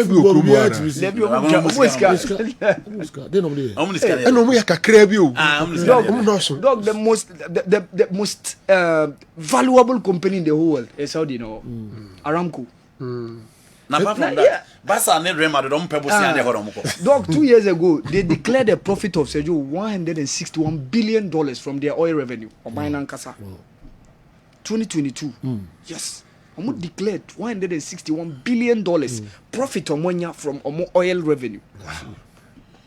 So, Omo would sika. Any jamu in Western world in your moon.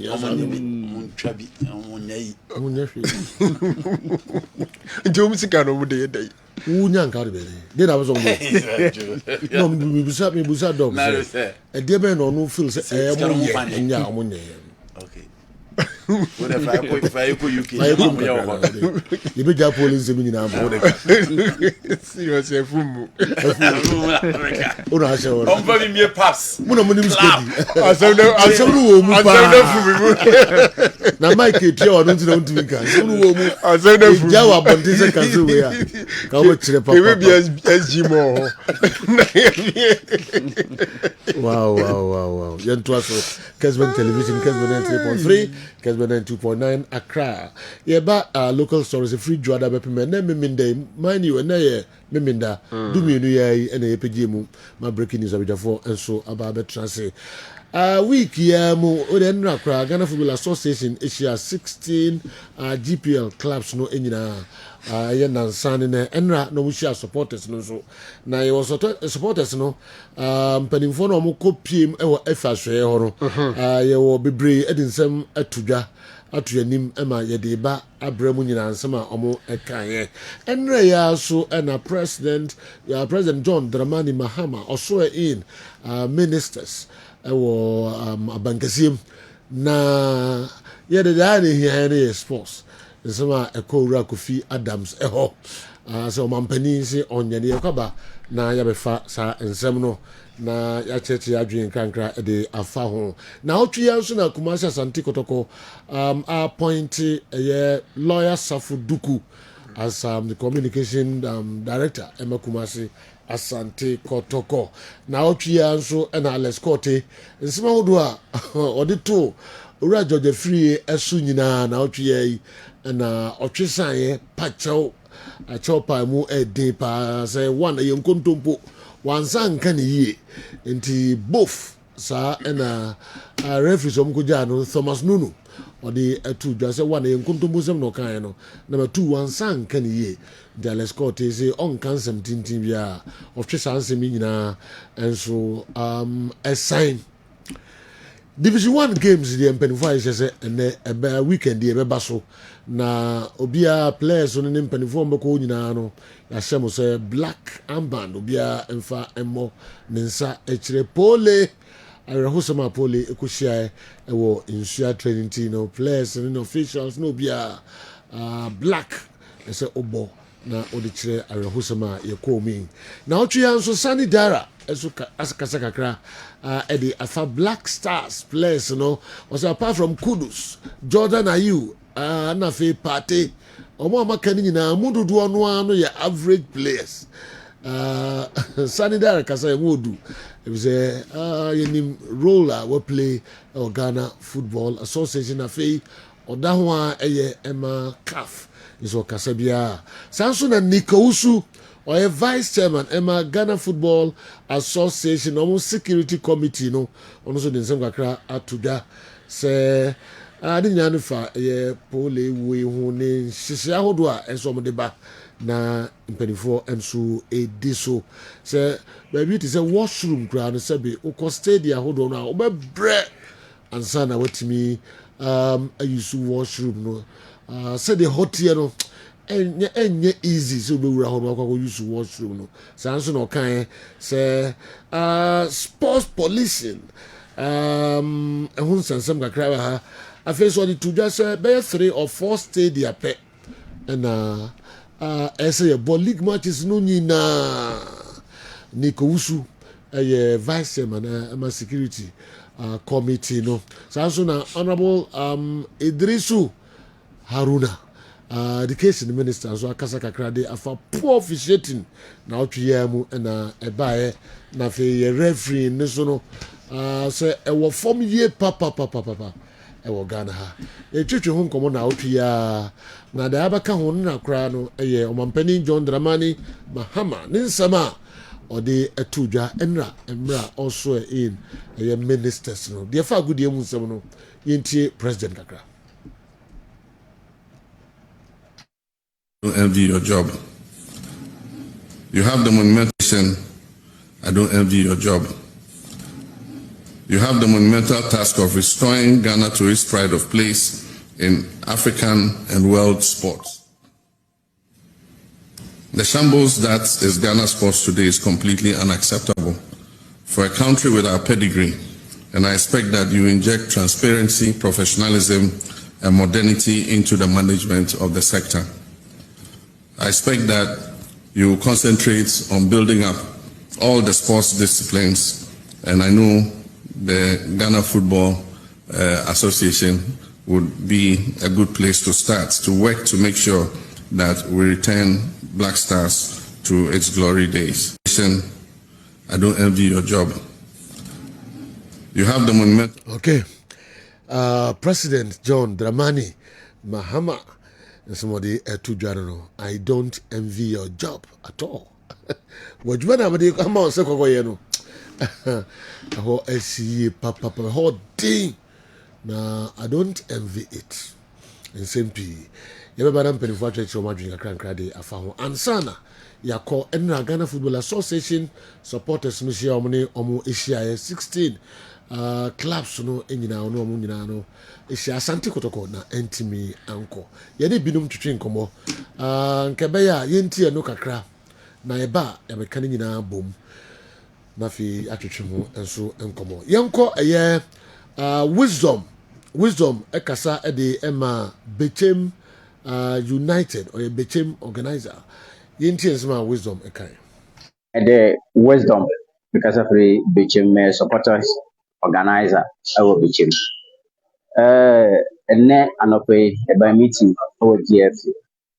Yeah, we take after and to asama akoso and papa ne nyama basa ye no so. Sisi ya sua adea so we supporter who could di sebi nsɛmhunu ɔpaaka iwe adeɛ a yɛbɛtumi ayɛ den afane wa ɛbɛgensi wo club no nti ɛnɛ nneɛma a yɛabɛsua no ɛsɛ yɛde kɔ yɛ clubs no a ntɔkwa baabi a wɔpɛ ntɔkwa biara no ɛsɛ yɛnya kasakyerɛ ɛma wɔn sɛ adeɛ woyɛ adeɛ no a ɛgensi wo club no ɛma wo club no ebia wo supporter no adeɛ na wayɛ no wonim sɛ woyɛ aboa wo club no but sɛbi ɛfa bi no na akɔyɛ nsɛm a ntɔ aso mu ne ɛde ntɔkwa basa aba club no nti ɛne adeɛ a yɛbɛsua no GFA kɛseɛ sɛ ntɔkwa ne nneɛma basa yɛbɛyɛ no clubs ɔmo sɛ ɔmo serɛɛ ɛno no ntwa yie sɛ yɛbrɛ mu wɔ team na anaa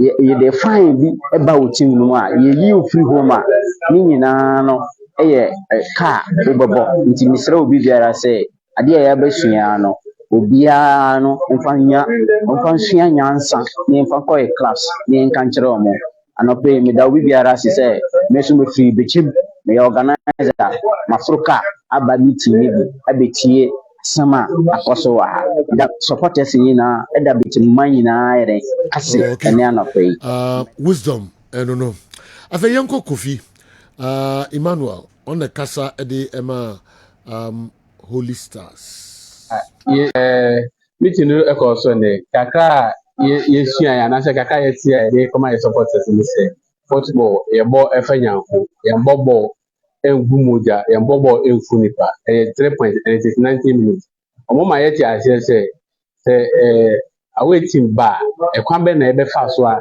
yɛbɛbɔ ɔmo ho ba na ɔmo akɔ asodie mu ɔmo asan kyerɛ sɛ security zone no ɛnyɛ baabi a ɔsɛ away team no kɔdu gate no anaasɛ gate wɔ no ɛnyɛ baabi a ɔsɛ kɔdu away team no mu ɔsɛ yɛma ɔmo kwan yɛkyerɛ mo ɛkwan a ɔsɛ mo fa so ewura park no so ɛkwan a ɔsɛ yɛhwɛ na yɛbɔ ɔmo ho ban ansa 90 minutes bɛ so na ɔmo san akɔ asodie mu ɔmo san so ma yɛte aseɛ sɛ sɛ bibi wɔ na sɛ yɛnte asɛ in football na yɛma commissioner no anaasɛ referees na ɛhane match no yɛnte asɛ na yɛhu ɛkwan yɛfa so a yɛde yie ɛbɛto yie no yɛmbɔ football enku nipa yɛmbɔ football engu moja ne mu yɛbɔ football ɛfɛ nyawo meeting no ɛkɔ so ne kakra Kofi ma nso de kakra ɔde to dwa ɛno no afɛ Castro ɛna kasama Gold Stars yɛntie Castro nso kakra ana nyame so emfa Pooley kra nsie because enam so ntina saa meeting fefefe we aba me nyini sɛ ebi asi Ghana bobo mu da sɛ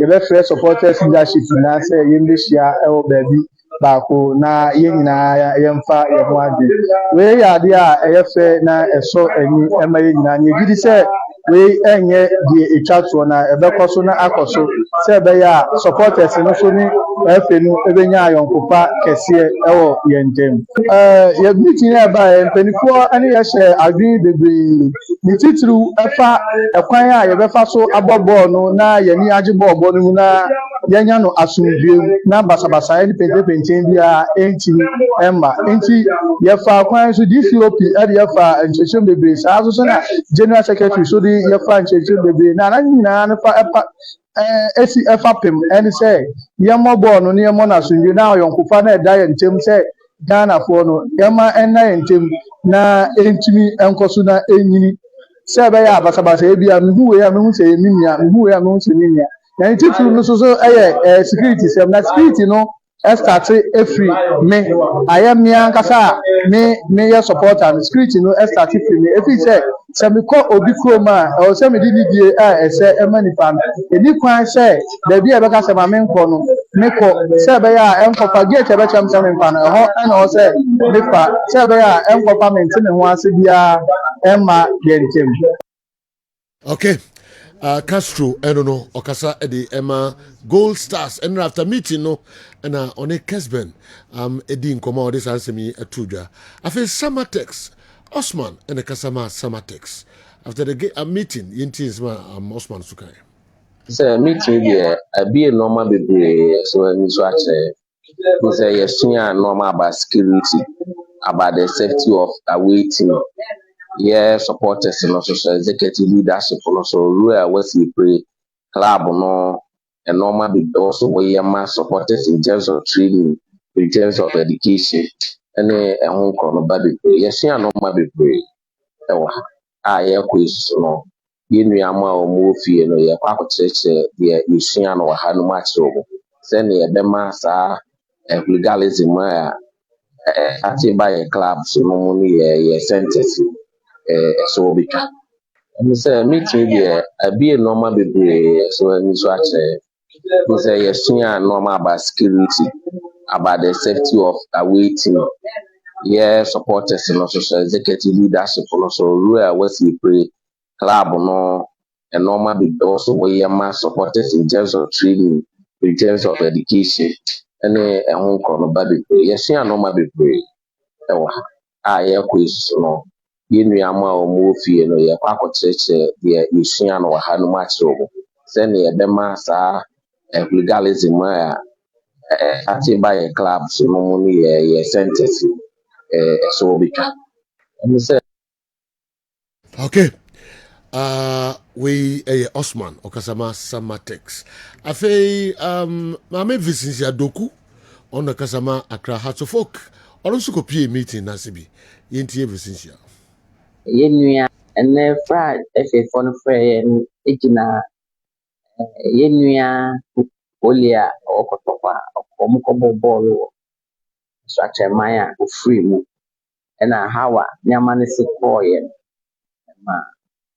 Ghana men na sorry waka the football for na real ye sorry waka said there Omotina se Masanyama we and Koso view because na a idea a year ahomete na ma everybody on my said some of the supporters teams na supporters omoni ye kasa na ya 5 years 2 years to fie say your cost stadium asset as for asam be fie set as for na you say be able fie if you cost stadium na edition for better na some mind better na say you free say na ba if ya share na ma be free na obia so mo bia so kasa ye ohawa omowo say ba say teams no amukọ away and amuba home na e kasa be kasa to security ho baby do mo bobo no kra no police for e ba ho no kra no mo ba mbere bo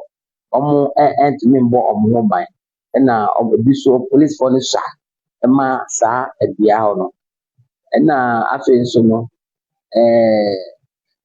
the media no the sama na ekoso amafo eti bi mo woni oba ha be you see sanya mane nyina ebesua ne nne esua about the stadium be bi oho mu a ese yetena ise akoma ne se on person mo ye such a way say oba be bi a away team ne betena be bi na so home team no so atena be se be ya ye nyina ye be show signal be say ye buy say ye be ye kro e buy say ba be kontokwa nti I think say new thing be a efe no afa ese nyina se clubs no ye di boa ye boa na se ye tuma nko age a supporter bi wow home team crowd supporter bi bibia obetumi ate ne warning wote ne warning na wansi a obetumi de na ama abanbofo na omo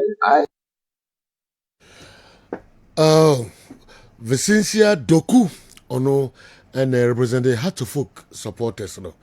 Ye free Vicencia so na fe yako Sir Rich, Honorable Sir Rich on the Kasai edema nations supporters e kupie ono.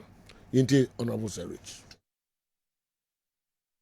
Joe, mini kan fa kwenye iso na menchia nations FC Bobuku no mpanimfo ni nyina coach ne mpanimfo na fi supporters union no so menchia nyina awia yi ansana mani masem no atwaso.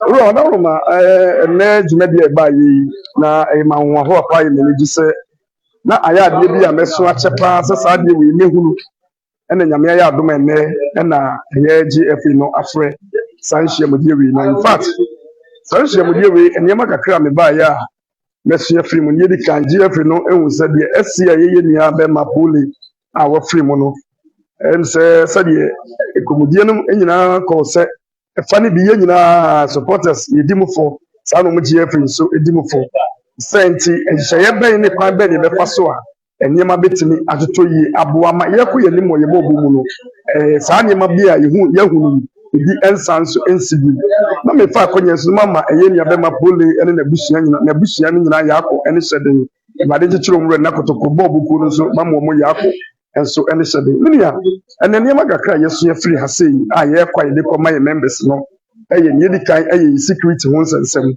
ye wo se as a cell club bia enye stewards ombeboa ama yetimi aboban e wo stadium ho senti empanifo e de egu akwan mu a ye koyi the class ni bi ewo bi betem se ko form kakra bet empanifo ni yakasa yesa ko Kenya afi yakasafa eye police ni fire service for ni eye ambulance ba wo no ti ase se ambulance na ba wo no enye eye ye kan se police for enye coaches ne dia enye players ne nko abia demum ewo ho de ma yemi obi oba stadium bia nti free na de ko so obi enya attack bia ye nyina ye hwese saka ya ye kan wase ambulance ye nyina na ye dia na ye pese sample be sie no penifo de ato ye nim se ye nyina ye ni kan enka ye homom eno nti supporters unions a na ye be hia mo ha nyina no aka ye ho abomu a se ye ba be ya de ba ko nse nesa me ko me ba Accra na me ne ha saba be ba me frecha ma wo ho medical na di komo ye nyina ya hwe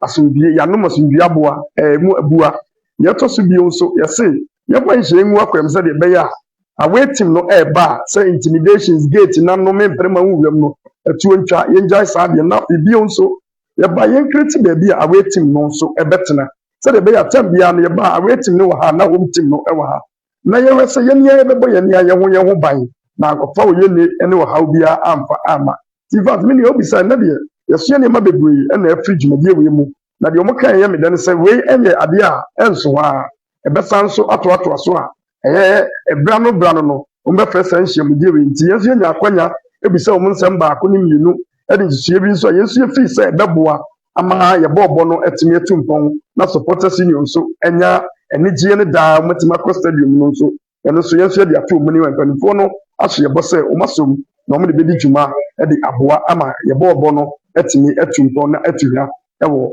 ye man. Okay, Honorable Sir Rich ono ne kasa ema Nations FC Kessben television Kessben sports pamcho omo enom din komo no omo doso after the meeting enra Vincent bo wadwuma ye papa ewo enkran nipa otwa to kra Kessben ni no edin komo omo doso but the twa to ebetimi aka ne Alhaji young apostles on the kasama omo Alhaji Kusi young apostles aja otuni aja na otuni na abusuafo yɛ hyia supporters nyinaa chairman vice chairman nyinaa yɛ hyia a yɛayɛ meeting kakra sɛ yɛn nyinaa yɛ nipa baako nti sɛ bɔɔl no a yɛbɛbɔ no ɛyɛ wuo mu aweewu nhwɛ yɛ na basabasa ebia ansi yɛn nyinaa yɛnyɛ baako na team no ɛne tie nko ara na yɛn nyinaa yɛ na sɛ yɛn nyinaa nenam saa damfoɔfoɔ nko ara nti yɛma kɔtɔkɔfoɔ so yɛ akɔ na Pooley Nikra ACU. What are the key words? about today.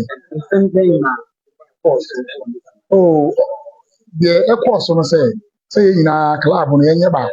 Senator Abasa, you be in who the query so make it in a come in a for a T group in a baby boomer in a there. Okay. So I mean, Alhaji Kusi, young apostles. And the Kasa de my young apostles. Nyame ad me free dwade consumer how do see ho nyina no. Ye be boso krankra, ya nem si fo no nyina wo ho. Omo kasa kire Kessben television. Kessben sports. Maminko Dr. Franco Naro. Naro latest and saying Nana Pooley latest. Ye jano so asesa nyoma nyina wo Ghana football. Then midi card to the early part of the program no. Unse case na nkasa mko bie no Sunyane District Court B. But then omo ano machi omo no. Omo de omo koye no na judge ni ho. Nti court yes Sunyane District Court B no. There was no judge to sit on the case. Okay. Because na omo mrenim for pay bail ama omo. Say omo keep omo for about more than 48 hours. Because there was no judge there no. Omo de omo call fear pre. Okay. Na omo call fear pre circuit court. You know the circuit court is a smaller court in terms of powers as compared to the district court. Inti judge I know tell go so the to say or no looking at one the nature of the case you know. E be ni den say onu betumi di ni tumi ama bail. E o case aye bi no a higher court. Because say higher court ni determine say omu deserve bail or not. Okay. Inti a relatively smaller court no on to me enyina tumi bia so ma omu bail. To omu bail enye yi. And ono so so ntumi nka say yen remand omu because 48 hours no so atwam. Inti enura the judge ne ye ni say odane eye suspects no e de mama police say they should police in inform nko in custody. Okay. Inti omu dane omu police for inform nko in custody. Okay. Inti in custody ni minim se bi omu o cell bi no omu de omu ekoshew sense so kanta back no omu de omu kotena. But officially they've not been sebia court say remand omu. And omu so aye ma omu bail. Na mami nyusu allege that it's alleged says any pana ye ko masem no ba ko yo ba ono nso so ye connected to akosua black Chinese. Okay.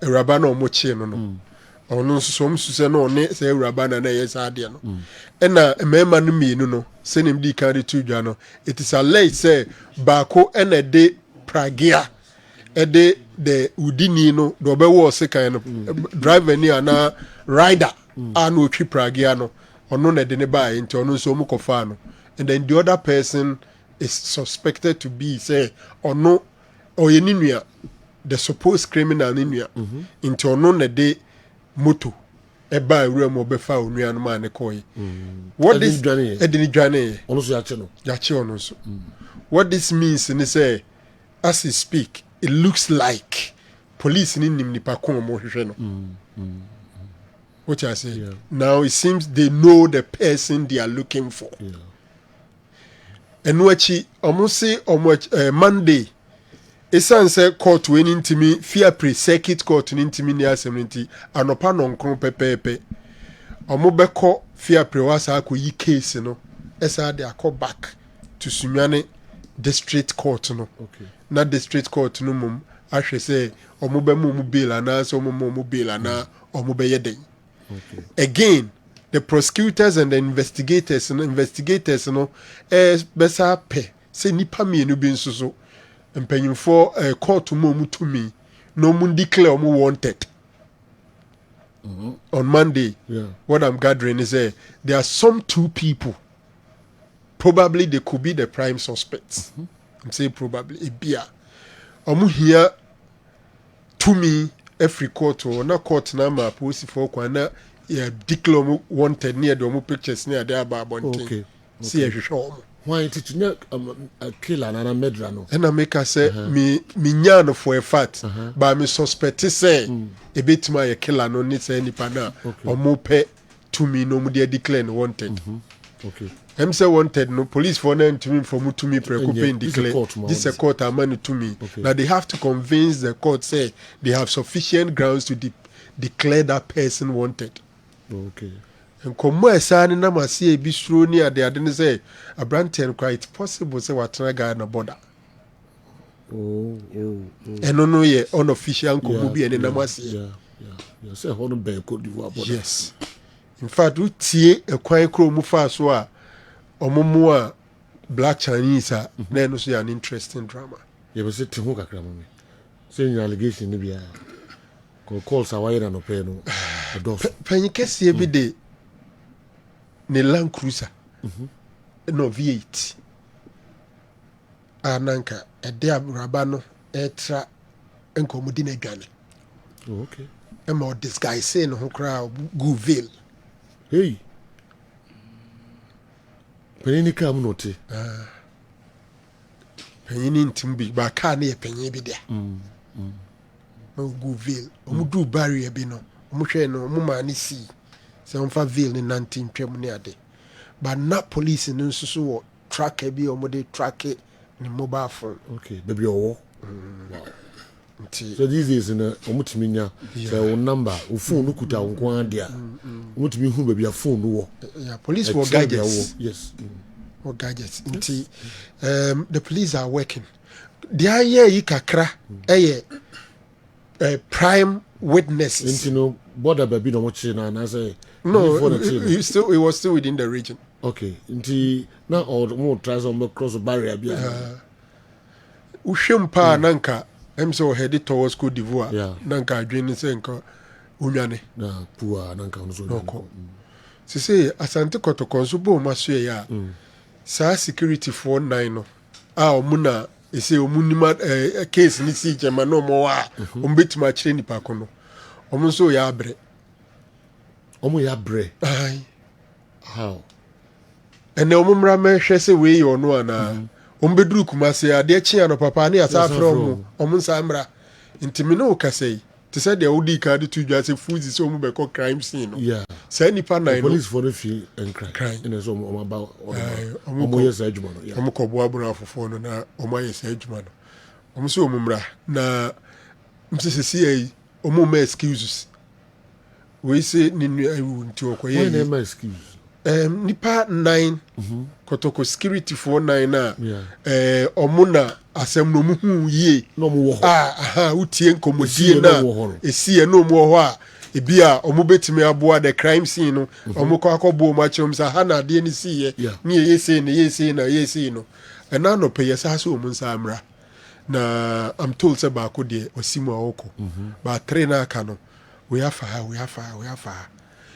but general as a kotoko from penyinfo become penyinfo na supporters leadership and then club no management so mu twa sika bi animanimu ye de to e de boa samrante wa na makoni abem minim so mu ye safe kura na nke bi asunwan ya na say bia nkwanta ho ba bi na nke ape hotel bi ama ba bi amoma lodge because no mumra e free sunwan be kuma se so na form one way as a to so say bedru ba bi abembu beba kasi kasem ebi kro wo na dwuma bi a wo ye obeja ato ho nti okodi akone abase bedru ba bu frɛ na ahwe ko mpekene ko I'm telling you nti say according to chairman so law say o mama ba akoko e na no pay nti na mke ba oh okay ba ko na mkwanso akoko ba 3 others ni nyanko am I busy others na yeah that's true but I'm very present yes I'm so attended to yes asem na ba ne say ni de kakra ko bia be ni kakra ba bedru ba bi on hwe apembo be ba nti say yes nti say ni abrede a safo no e say ye pe kwan de on be fa so na se skabi ni be twa to say omumfa ni sa akoni aba na we are all looking for it's just easy to just say justice for Pooley but justice it comes with a lot of things nti ahwe no susu yi because also hard drink kakra narrow. Almost you nipa. Even though justice for Pele, versus Pooley ne, but every morning na okosunai. Na wasayaba. Ya do ben nantia bi kra de disika kro bi anhye da ma bi obedru ya de achi a wonim se ukoye obi fufra no pa ne asa afrew krofo afri nkran ba nti de oye bi ese ojan na oba wa hwe a obembebu sacrifice no enipa edru ba bi a na bembebu kakra of course nti say the doctor ka no musu mpanifo mu nya hu bibi say ne na otwe kra na mu agudi nkrum ho sunyan ba bi de omko hye ba bi na mo abo mo ho ka we hear on one form. Now, I said, you say 4 days, 3 days, but so we talk every day. And yes, a private council. So, passenger car, passenger car. What name my man team? Could drive. Sunyan Quay, obey Gina Bay, the hotel, and some do soon. Tea bread, Emma Omo. Yes, Romunian Amonti almost a brand of super. All right. And now, in some the go any be nafi the latest na also the abreye no the sunyan for no friend na omunya happy cry yes say omo frɛ omo so ma yes no omunya happy the yes remo mu nyina kwa am fa so ambeboa ma bibia kama na the yehwe no so yensa timi aka no wonfa so emaye general first of all metie supporters leadership no madwem say nhyiamu na omo koye no eye do baby any penny ma dey by rate me fear intention because some no mukika dey nsem obi anim dada say we are supporters leader ese say we two supporters fo mumu hu say omukoye basbasa e dey animguase e team no nipa betima hwere ne nkwa moye sa ne na I think they know it already but sometimes say okay say abosoba ene meja pai. I'm sure they are reminding themselves. And so who the consequence. I debate him no. You see, sometimes Sabasa no moyeno. And so I debate him no. Ya na so same points no munya no ba mu. I always say Ebusia Dwarfs is in relegation because of Nyomuye Legon cities. I call it off match na etete omo points. And then so atremedro ebu bianca omo but omo ankasa stressing came munya league nibo. It's a league in Koswa. In fact, conspicuously missing from Vincent's interviews, was the rape of Suatreman. Also, me sure say so Suatreman supporters, supporters in the case, no beauty be a pursuit. Say the Suatreman supporters leader Okoye. Also kind but the information I gathered, and they say, Omuye, the general secretary said that's our friend almost so. I know meeting. And no musum meeting. A cheye pa. Say the person no maka. But I even think that I mean so at my supporters rapper and nepa mi nya go dro image TV so nkasa. It might not even be safe. It might not be safe. So for me it was even good on the pakro one kasa. Okay.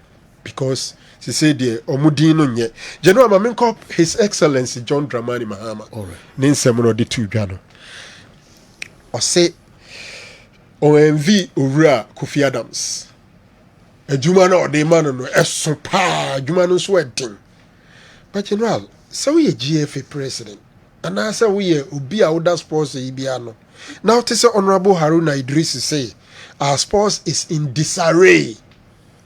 Okujeto Ablako. Debi Felix Ofuzukwachi. Felix said our sports is in disarray. Haruna Idrisu made a similar comment.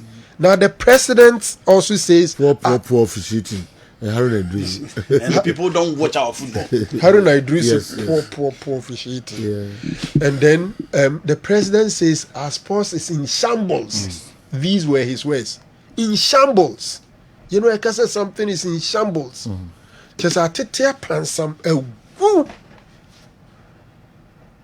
it's so sad. This is the first gentleman of our nation making this statement.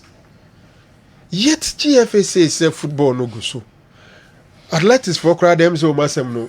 You can't and the baby ko. Boxing and baby ko. Tennis to the baby kakra inti ki kroma de akaye pa ni in football inti ya na duru baby kran fuji di say sports synonymous to football you can't sports and no any football because for the average Ghanaian sports follower, sports is about football. And then the president says our sports is in shambles. No, say on chassis in free GFA. General Assem no mentia say you. How is he starting from GFA? Say sports minister in chassis a jumana in free GFA. Na juma ne ye juma kesiye. I don't know how he's going to start from there. But engage them. Obviously he would have to engage them. Try to solve issues na say so better issues na say no are proper consultations with the GFA and outside the GFA. Ye nimo position leaders ukruma in football. Issue Adam say obeshia the ministry no empanimfo chief director and the accountant the ministry. The first meeting on Monday obeyano no. The second meeting on the FA. Of course. Very, very important. On Monday. Was it Monday? Yeah. Monday. We share FA phone na on SMP. If the president says Black Stars are say me just sure say obi abetia say was Black Stars are say who be any who change bia. Clearly they should sack the head coach. Clearly. Clearly they should on to win Saki GFA chairman president is here. But Black Stars are good. Black Stars are say to bring some level of confidence. Players call up there. A bad minister be involved. But say a buying a GFA Black Stars coaching in the technical team there. We want to see some changes at the technical bench of the Black Stars. Otherwise, Mr. Kofi, Honorable Kofi Adams, you are not doing anything. May assure say on one National Sports Authority, which is responsible for taking care of air sports infrastructure. I belonging to the nation. Oh, no more Ejumaka, no more Asemka, and some koso papa. Yet we to National Sports Authority check Emaneko top individual accounts some times back. Near see Yoko for investigate. Ubetiem kusi she. Inti Omoankasa National Sports Authority under a buying under the Ministry of Youth and Sports. No, Honorable Minister we Juma ye wo. Sika kakra no kra ba ho no say no mu ye no. Enti he permit you know. Na nsuma no can serious. Yeah. Say on tiase da. Say yebeko to sika akese pa say de koya de bi. Na emu kakra bi na de be ya de kron. De aka no fine. We share the number of times the number of times here two stadiums say renovation ni achechire ho ni akata ho ye be bie so no ye be ba no na de ne ye nyeye ya ye kakra bi ni atwa sika kakra. Seriously, they have a lot of work to do. General Kakrebi on the ongoing suggestions as to how Yebeboama in football net me Ababak, you know. Two major suggestions I think they would have to consider. First of all, GFA, the organizers of our league. General Sauna organize BBR, your organization involves security. Intention or say home teams and they are responsible for providing security in the CHM. The GFA being the organizers should be responsible for the security. That's how IGP can was say recruit the police recruit no. Omno don be say adwuma ni na. Oh general dem person. See what no. Dem person me chere say IGP nyate police recruit and whatever. The current in Shisha say Kotoko Buhu Makotoko na be friend regional commander. So man men. Okay. No mumra mehweso. Okay, because my Jam says Steve was not seven okay. The clubs now. That is not what I'm looking at. Okay. I'm saying that also per now the regulations, you know, the home team is responsible for bringing security. Yeah. And it says some match and you did 20 policemen nearby. Young apostles are obo home and I said yes or cover police for 20 deba. And I'm saying GFA the organizers of the league in Intino. And say GFA being the organizers should be responsible for bringing security to the stadium. And it's only security from paying for only delete direct. That's so much a match be. Even you hear military presence they should do it. It's so much money to form na match be. The number of police was center no, they should stay the minimum allowed. It be a minimum 20. Into GFA no in their discretion think say game no the minimum is 20 but they think the game deserves 30 they should send 30 there. So if the cost of bringing the police in the issue GFA should engage IGP. Na yenhwe say ball na ye no stadium no e Ghana for ma esi akan ho ejapade na ye Ghana for ejapade Ghana police responsibility ni say baby Ghana for no they protect property and people enti aketu omo ba ye detu omo ka no maybe that is the way the government can also support our food. I'm not saying say police for no omo ba no maye mo hwe adwuma bia wo bia so we additional duty a amount some level of allowance sure. But where the allowance is coming from and I make her say your football is nim abani jai bibia the shame football for sema you better cut the most brilliant policies and regulations they will not have the money to implement it. So yes. Can say almost agree say 120 policemen but almost call her less than 30. What you say? Yes. And to say GFA no na every 120 na and on be a municipal commander na regional commander edin comma they will ensure the 20 is sent there. But who jama home team no waka say 120 home team no go for 120 but we cry adwene nya so on for 120 but niska o de betua 120 nika because kwa e be kire number bia ni ska betua obepene obedru ona o friend no ma ya obey ni dey. And we have to look at that. The other thing I'm say they should start thinking about it. Categorizing our league matches. You know? Maybe every game involving Kotoko and has a S category. So dogs say no they order that. Mejitun, but they have to do a general one. Black Stars game be a category A. Kotoko has a category A. A game involving Kotoko and any other team, I think is category B. Yes. And Kotoko then or has against any other team. Kotoko or has against any other team. SSC enya standards. Other teams you know so. It be a Brekum Chelsea near Adriana. It be a category C. SSC stadiums you know. Look, see Adrian say ye pesi enya stadium no do some level be a Kotoko ne has ne ho mo koba ya nkobo ya mo league, trust me.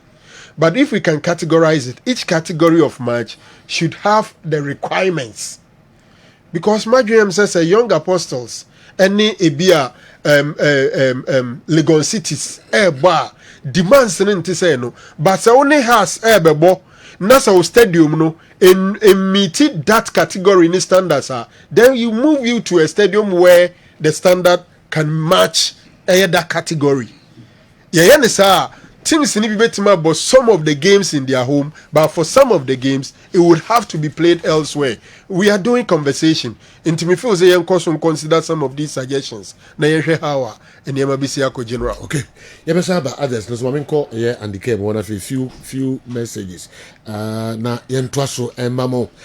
Where you say, yeah, you've dedicated the whole program since the demise of the young man, Pooley, updating us of details and happenings of matters arising. Keep it up. I listened to Adongo and the other security guys yesterday. Sir, I will advise Kumasi Asante Kotoko and the family members to sue the Ghana Ambulance Service for their negligence and unprofessional conduct resulting in the loss of a life. Till now, the ambulance service hasn't even issued a single statement on this issue. Also, the inter-school gala is ongoing and except the Ghana Education Service to put Insuatre zone on hold for this term. The level of hooliganism caused at basic schools games in Insuatre cannot be measured. This is the opportunity to cancel all sporting activities at Insuatre town until further notice. At Brimpon Sports Academy. And anyway, and so Abrayeng. Yentwa Sumamini Kakra inferior Papa Kofi Sheffield, UK. Though educating fans is important, but if the GFA continues to compromise on its own regulations, our league will make no progress. The GFA must prioritize quality and strictly enforce its rules. If someone can't meet the standards, they have no place in football. Quality over quantity.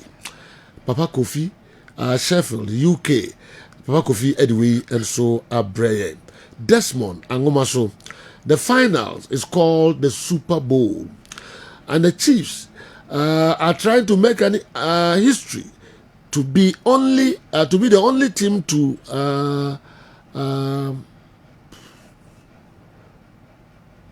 repeat the Super Bowl or what? To 3 times? Yeah, 3 times. Okay. 3-peat the Super Bowl. Already the only back-to-back champions to make the Super Bowl. So it will be interesting, like Awal said. Desmond there, the buyer, and so I don't know. But I mean, Julius is at the end of the day. I mean, call Lavin C. I remember I call Andy Ho. Joe, please, let's do our best to get justice for Pooley. Why were TV cameras vandalized during the game at Insuatre? Why were TV cameras vandalized during the game at Insuatre? And an announcement was made. No one should record. Yes. No one should video. Do the fans at Insuatre have a different set of rules? I still have qualms about the people granted bail in this case. All of them should be on remand by now to appear at the next hearing on February 17th. I will still advise that the trying of this particular case in the Bono region be changed to Accra. The case must be moved to the national capital for fairness, transparency, and justice. No matter the effort Dr. Dampare puts in, if the judiciary decide to water it down, they can sadly. Okay, blah, blah. So let's move the case to Accra for transparency. Lavin C. In the Kessben. Andy, yeah. The first part, no, and on the man, Bill, no man, judge anything. The prosecutors felt that Crofono Mohonomo say, Omo Bill Momuku, a Pia Bontia, a bit me, I say, Omo investigations into my Momo Okay. And I know most lawyers insisted say 48 hours now elapsed. Into Yemo bill, and that is where the judge played it safe and says on Cassie and remand you on also on Cassie bill. Police should keep them in custody. Wow. Nice one. Man be no san go veil. And contra VAT. Jena Mengo. Yonko. Sejo, President say he cannot envy the position of the sports minister. Your ministry baby Okroma. It is even possible that sports will na iska. But sports within the media landscape, sports want to vibrant. Ye na ye can ye born who same ye just to make sure say ye born betim ya koyi. Inti $8 million ye because ye de kobo AFCON and ye de kobo World Cup no. Be kure ni ska be o Ministry of Health, o Ministry of Education. Oko lands and forestry, oko roads and eniska. But other sector within the journalism industry, no, omo quiet. But yes, sport for the maybe and you will see a voice for enka. So the morning show and other departments can decide to keep mute. We are not going to keep mute. You be put omo on their toes, you be keep omo in check. And we see making sure say omo matutum papa some fans say your bono. Because any identity outside the country nkwano be himself bogana dia board ye oko Germany ombebo Tony Eboa ombebo Samekofo oba England Michaelesi Abedinedin oko France Michaelesi Abedinedin oko Italy abedi pele next time apia mudin wo ho. And I don't think say you will be organ ha omatimi occupy positions are oko outsider apart from maybe the former UN General Secretary and din wo ba bia no ubenyo obi onu so din wa abonten apart from Kwame Nkrumah. Into the sports industry the media will continue to talk and you continue to keep them in check. Into sikano mo pom fa ketu abimra ye ensem kan ye decide say ye beka fire football one day and ya dey say ye beja ekada and never my president aka say he doesn't envy the position of the minister because adie saying na obi radio wa president KTA so kreku house coach kotoko coach minister the bias just to keep you in check and just to make sure say ye born na asay no obetimi aye niye and then also ni ade amagana fo ani je menye so say atobooks e dia break schools amagana fo to kromuda and menye so say abe construct obi road amagana fo to kromuda but na no hene ekoye konfanochi a health sector he konfanochi ehwa ye fefe obi enu ate se abotrebosi uhwe de otumfo ko ye no wo konfanochi a uhwe video na enso bi entumontin but all the makoto nche Africa ma alimra na koto nche no wa te obi okọ stadium bi abefa fema kofie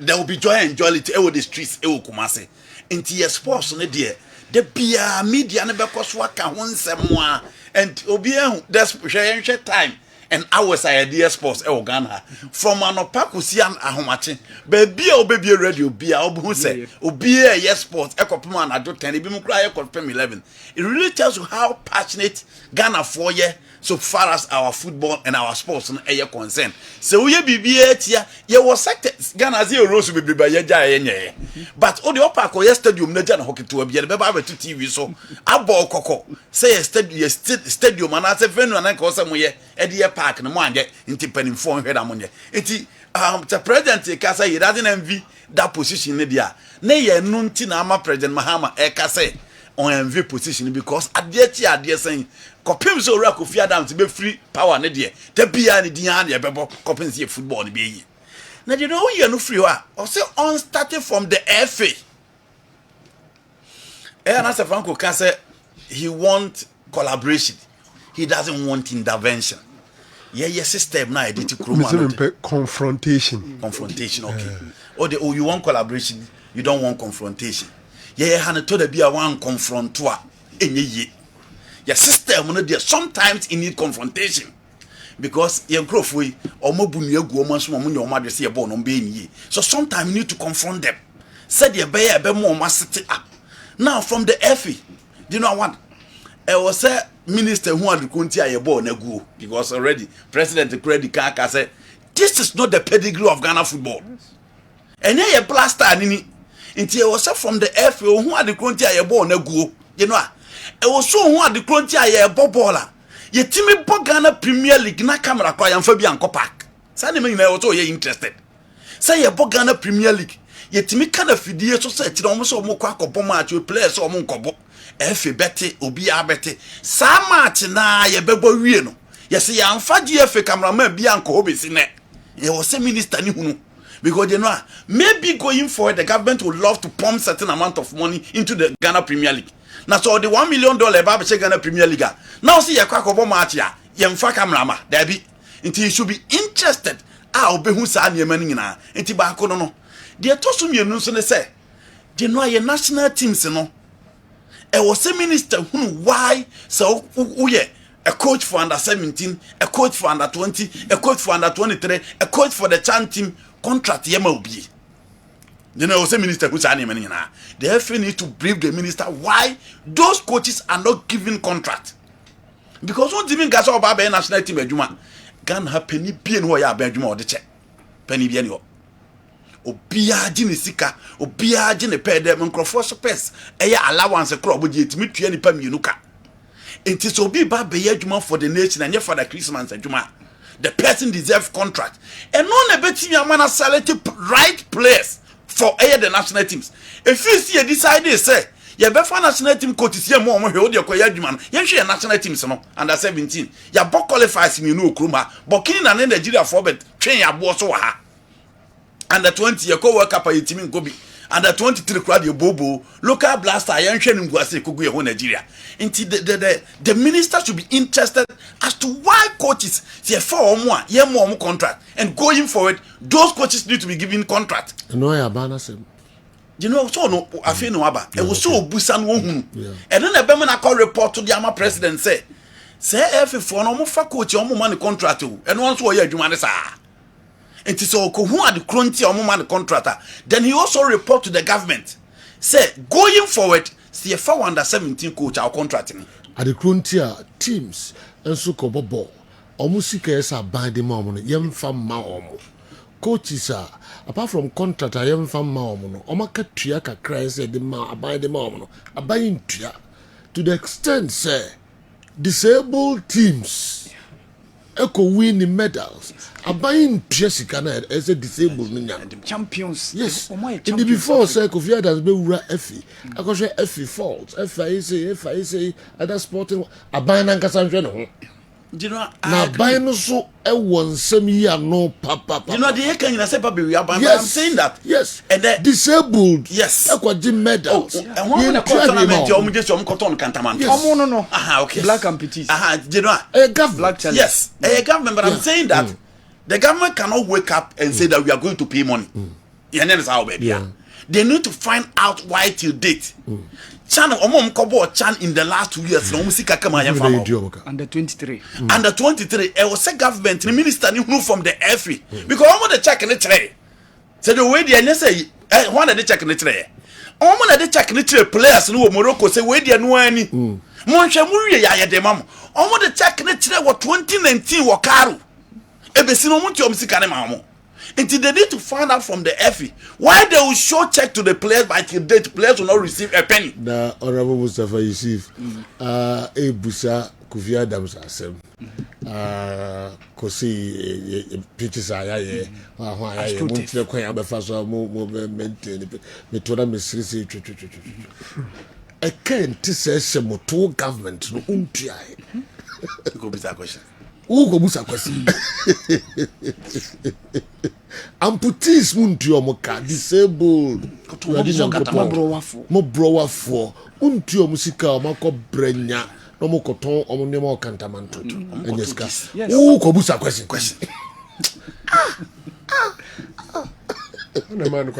One man kwazongo send smoke pa okobusa kwesi ukwati za ebusa wa yano eti general the work can spot on yeah eti he needs to find out why not going forward yen sign yes mistakes in the view eti because under 23 for no man call last time yeah under 24 na call last time eti so mun kokoduro na say open that dedication from them that patriotism from them unya kwa ya mfaso mente pitches who said them in a say stadium no ne bani mo penso eni ya bani ye yemmo mo copy pa chau sububu nkotodwe no here preamble to the question samra nemra Jamaica no na no osa be busa se kwa be no mfaso mente as two times no ne pit meanwhile you can maintenance mo no be say stadium ina uko busa ubi kwa mfaso maintain about 99% we are disappointed funny yentu asumko kakra bi da fi Alexander Menu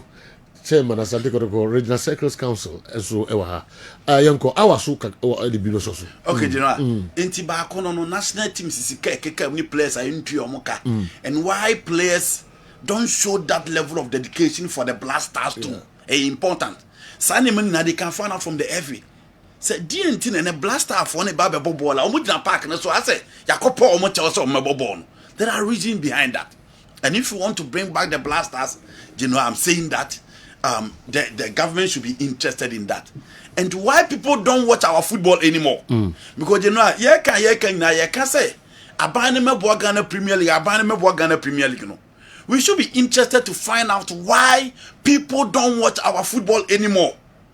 I was a minister who no catch the president say, oh, ebi so here ska we in koso, and yema we in koso, and the football now on the park nye.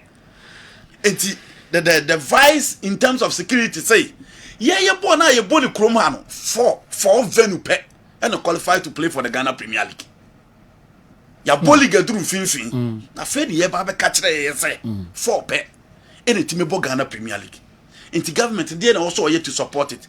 Venue ni bi wo ho aye under the government no you know e also making sure say obey pitch ni ye na obey facelift those facilities no to make sure say the Ghana Premier League no ye betimi abo ama ball na timi akoyi. Into the government again need to find out and again refereeing. Na for na kan ka hwebe no mu nyina ye Aban Stadium.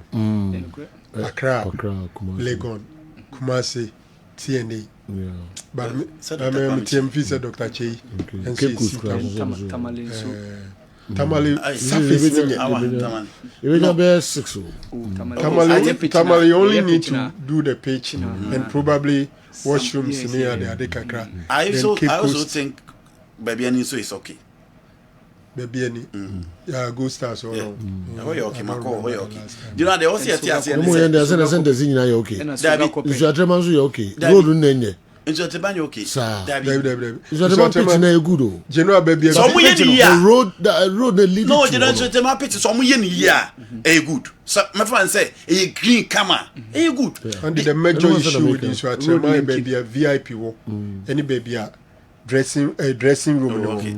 I'm only looking at the picture. Opposite. Okay. Until at the end of halftime crown, so be a person penny be a person free VIP. Call dressing room. I that's open nam park in Finfi. Dangerous. Okay. Dangerous. I've not been there. Senka dressing room nishi VIP nas, and they were the same side. Yeah. Those stadiums are in your crowd. Okay. You know, I feel say, baby, it's a breakum. Doma in Suatre, baby, any. Say pitch in a I think it's okay because even in Europe, I don't think Caribbean Cottage is closer to Stamford Bridge or Old Trafford. Unyanes are pepepe. Oko Atemio French in the Stadium Olympic only the same thing. Inti ubenya oko Wolves ma Molines ne sa small pitches no. And this Old Trafford the pitches ni. Yes. And pitch no. Domase in Kenya bad. Yes. Domanya bad. No, enya bad. Mobile Confederation group stage. Enya bad. Inti pitch no also omyeni. So atema de general for a community pitch. It's okay. The only thing is a pitch no area and I say ewa yensan yeso adwuma man in green. I think that is the only problem.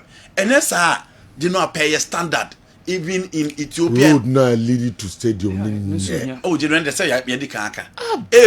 Ho kra check crime scene. Baby a wonam pa ansan no through park na so no dey say yo. So bi so opewai wodwuma onfimfin ho a. Na we omka so omo hwema hwe omba hwe mu onfimfin ho ansan na mo pie friko. Nya budua na bushes wo. So ombe si agem ho adwuma no. Enti de no I think that say make sure say ye beye ye pitches ni ya. Ye die ya baba ya Sport Stadium ni Cape Coast ni Accra de. Ye ntimi nya sa standard but at least at our own level, I think those areas, if you say Sunya Coronation Park, any different from pitches here, you can Inti yene osi ye pitch ni and those communities will also enjoy football. Inti Genoa again, I think that say a brand new support from that sector is okay. And then referee, intimate to a referee for ika. You know ball ka and I don't make us me disappointed with referees because security. But before so be obi raise concern be say enya pitches no nko facilities no stadium no and so wunya pa mini pa kro ya adwe mini pa my fire concentration no enya pitch e do nya pitch ni ya na de aka no de be road leading to pitch halls. Okay, facilities a war stadium one enya up to standard only sa stadium no free park no free of course till somebody ready. You know, I'm saying we can say even if the pitch is good, send a design stadium Nankasano. Baby, players PR, be Timmy 2 ball fast stands in Bonapampem. Unso bossy the say no more you pushy. The players never pushy no much as yet to my baby room. Those near many United, so it's not only about the surface of the pitch, even exit doors in case of emergency. Me, I had an issue. El Babayara, Kotoko versus Kim Faisal. In fact, me there for 3 weeks. Me could be stampede. El Babayara. Those times, you know, se mu pia ne say steps. Inti pushy eze akoko fu ebegu yesu general. Inti exit ne sa ne mani nyina ka standards no ne safety. Tinya pitch no kwa. Nema bebrebe. In the club license say mo fa mo nan si form ye pa. Na mrahodo a bosa mo ediba na Ghana football na timi ye no teacher supporters na mo no machia na nyen nko a mo nso munye modwuma na munye ne yie na say the canos be 5 and 6 stadia kra na be approve na all others on bebe sa stadia be baller and when mu ye FA na some yes I don't know the my if you say a man for life and mo putting at risk Pooley way the nsem back and the reform papa me ma ba ko pen ma fi ba ko chairman okay you know 11:34 mre no ko ye pa ma do referee for no na ma dwem say we interest was supporters in the FA for no me kabum me oh supporters then FA the entire my dey say asem on ko kai president Kate pa 16 pillars don't implement it o kushi supported for so get so 16 pillars na you able to TV so or implement here meeting supporters na is irrelevant go ni na ho and some no ko ka kira omo no na omo nim dada but so ko ye bone na se ye betew no ana se ye be ban team no and no problem no say ye betimi am make sure say we ye hwan yo there should be equality before the law. You can be kotoko, you can be heartful, you can be medium. Why you bone and why you bone ye ban you and no problem no interest ni be free FM penning for no almost come members ho no na ye dim bra na ye adwuma na no problem no etije no a meeting there obi be kasa ye but I'm saying that obi any ma there ya ebema sa ne ma wonyina atwa until say the thing na we pre-match na obi agree say political say na eba na de no a obekọ na political e dia ba o ka bobu 10 kro nduru number na mudi kan discuss na still I abobo and the referee will be there. No, why you ding on the security in check or still I enter a bonus. So, into referees now we can say we are disappointed in them because you know, my Oko stadium, raising concern say security no of them, and yes, I gave me to me more security no of them. Yes, I gave me to us. No, referees na number one. But the concern I hear reading now, referee Odi Kotokonin so at him, and he was quiet. They see anything in it, you know, start to a game so. But you know, not in life yet at risk. Enti ye security a referee for no mamun kamanu ntu mo de kakra mo benya nti no de be e hwa na mo hwe but mo life is very important. Yes, okay. Our bra. Na minko chairman so. Now that referee Alex Cote has apologized to George Free, I want to ask these questions. Is he still worth being the referee's manager? Was he under the influence of someone? Why will an old man like that lie and tarnish the reputation of someone like George Free? And lastly, do your crew still think Mr. George Free should sue him for defamation? Justice, Mampo and Health Center. Sergio, Pooley Semno Eddie a lot of things about Now, Sergio, me of the strong conviction say near my basis of football. So yes, okay. Yeah, safety. Sergio, very important. Okay. But Sergio, this one should push us to make that call for the autonomous league. No? Autonomous league. Okay. Franchising our league, having a Premier League company, I've been monitored, I've been control your league, no going forward. And say GFA, Sergio, under no circumstance should the next GFA president become a club owner. Okay. We should consider that one. Very strong, Sergio. And when the conflict of interest in the one chain. Sergio, no beyond the ya premise mo ye the mobile black stars, black satellite. If president, what about other members of Sergio, we can consider the football person. I mean, what's on the first. Sergio, say you Richard Masters. Richard Masters on only club, on attaching you to any club. Have you Tebas or attaching you to a club? But Oma ye Niman Manaya Kono. Oma ye Niman Manaya Kono. Danny Jordan, only club of South Africa. Only club. Sergio, why can't we implement those things? And then a better conflict of interest, no swaba. Because we have normally our leaders they want to please everybody. So when you want to do this, Sergio, all the problem, beba. And then the bema they say that you pay no near money elevation, you pay no near relegating you to the background. If we are able to crack the week, make sure say more club persons, so many influential positions. Like the GFA president and the likes. Sergio, ningina beboa. Okay. And going forward, yetiminya Premier League company on its own. On no manage Premier, on no control BBA. The FA is detached from the Premier League. What you're in charge of administration and all the other institutions in terms of ethics committee and other legal issues. Namo control all those issues. For me, I think if he must make that call from government. From government side, saying a yeah buying ye per se huno. because one thing is very positive say you were president why you president da say e be a mistakes be here now no say I dey me happy say a lot of people in government are not happy with the football. They know it and they know idea ohun say ye tutu akwema seju ebeboa na minim say ade no to aso na yetimi ye ne ya aban na nkasa ebe enyo to the benefit of the government of the day. So they will make sure say niema ebe tutu akwema ma niema ye no eno no mobeye ba say ombehwe ehu say ene FIFA mrabia emwabra say one thing is they just make a call to FIFA. Make sure, tell them what is happening in our country here. Because I know you football for like you per se collaborating.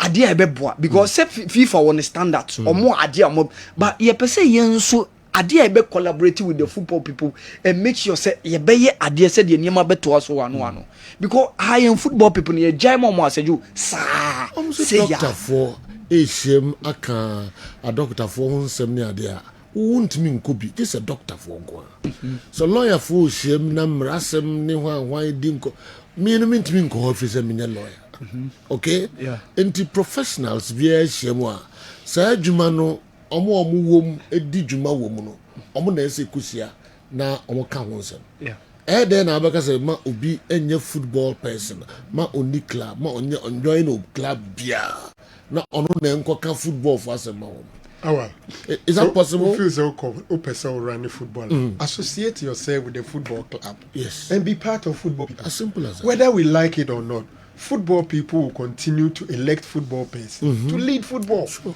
But are we saying say obi oye football na nipa boni ni nti say ana omun ni mo adwuma no ye nya obi onye football ni dia obi hu adwuma na? That is a possibility because Edin has Sergio Boy. These are people that have certificate to show. Say they are lawyers, they are doctors. Football people for me. Football people for no. Come and show expert in our Afro. Oh my God. Yes, I'm waiting for them to show their certificate. That's so that they are experts. As a doctor say, I mean to me for me my work. A qualification in Bama challenge them. No. Also man go school. Yes. Football could certificate yes. Lawyers. It means all camera meeting. Has a certificate. No. Me football school. Me catch and say certificate no. And yet enough justification say nipa no the peri. Because the leader of the FA now is a certificated football administrator. But look at the mess. Me say, say football for no mini certificate. Now make us say the leader of our football now is a certificated football administrator from UK. And so he went to university at UK or a certificated football administrator. Yentua soju ada Kessben television Kessben 343 Kessben 2.9 Accra. Wanu see. Oh, Sergio no. Okay. In 30 seconds. 30 seconds. You would feel Ura Kofi Adam say football for GFA for NTS is a president warning or day by say no appointee and the best travel in first class. Omuntia says football for count. Yes. Football for somebody who wants to get it to go. There is some blasters a Juma. Okay. Omu travel on the ticket of the government. Okay. Into Omuntia says we are school member, we are GFA president. Now we need to choir first class no food. Into Omuntia says so no you business. Maybe business or economy, I don't know. But first class no. The last one be a Monday a bedroom who ya feel say papa then the formation of public interest committee. Okay. Which a GFA mraso mu for me.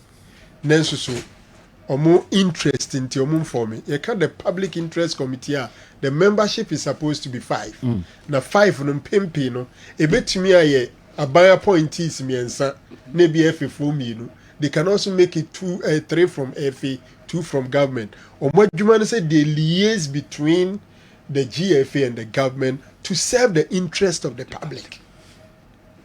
And over the years, the FA refused to form that committee. And then I remember that do me no and I sorry. You same P I say anymore to and come Sunday got circles and was and remember in a penny power Alexander Menu. Mamifa Kofi Toronto, Canada or say where on this earth should a person or family grieving travel to another place for a meeting? That doesn't make sense at all. To me, the Kotoko family should not go anywhere for any meeting organized by whoever, except at Kumasi. The GFA should respect tradition and Asantemai. Kofi thrown to Canada in the way Abba. Chairman. Yes, boss. But what say? Legend Bakopao. Sure. Okay. Chairman. Debia na nim serious revive now tree now tree media. Debia I will home kwa. But the supporters in Ghana no cruising. Yeah. They were cruising. Yes. So the unfortunate happened. Just a day there copa. Pooley wouldn't near train some near there. Legend Mamina na. Mention our chief on her phone na. Me no kasi nyame adma night vigil. Ma Enua Pooley. The channel exactly 1 week Enua Pooley free mo. Okay. When me say last week Saturday na many Pooley timoto so aba meeting. Oh. Me no say my elite man for moto me fa. Friday no me fear no papa. Dey dey on komo bi. Saturday oba me ho. Sunday and our time come on be farm ya koya.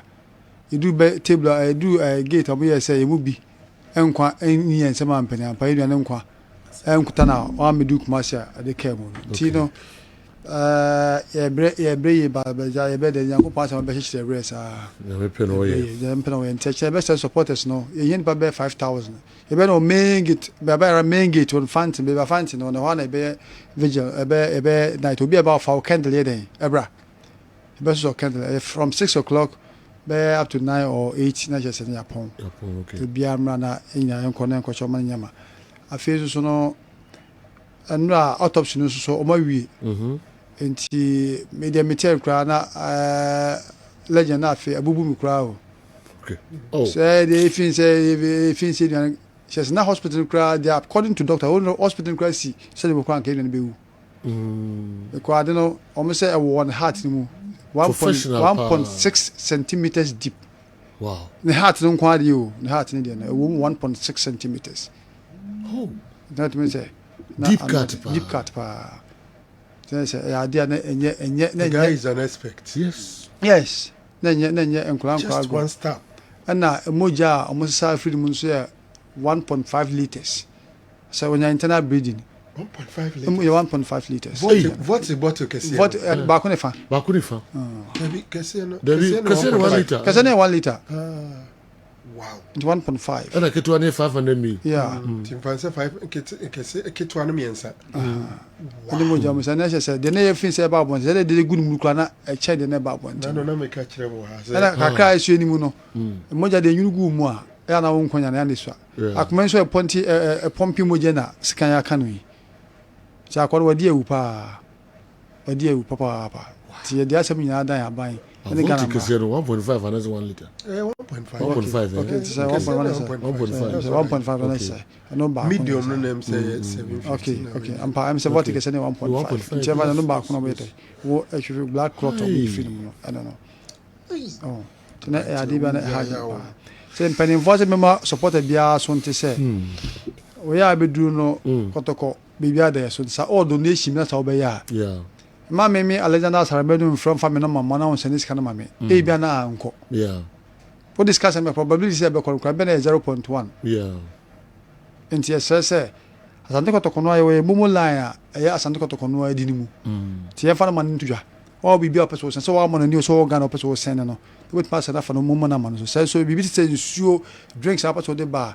Wait me kotoko secretariat wo odi no kwada so near Christian Village. And now so be come and share him fear open so radio hall no ura my front desk hall no do be ko be abeki odi ya cho telephone na na de call de ba no ya cho de da man pen for aye de aswate o send this kan so a e be compile listening na e be bobo obi edi nti sa ma me kwamit me abo de no ma no ato nti e momo la ne 0549 76 58 42 0549 76 58 42 Momo name near Asante Kotoko Sporting Club Limited. Okay. Tis out in the Nukrana. She said we are sure so we can yard is a befa baby bonnie. The Penfoso Center Scanaba.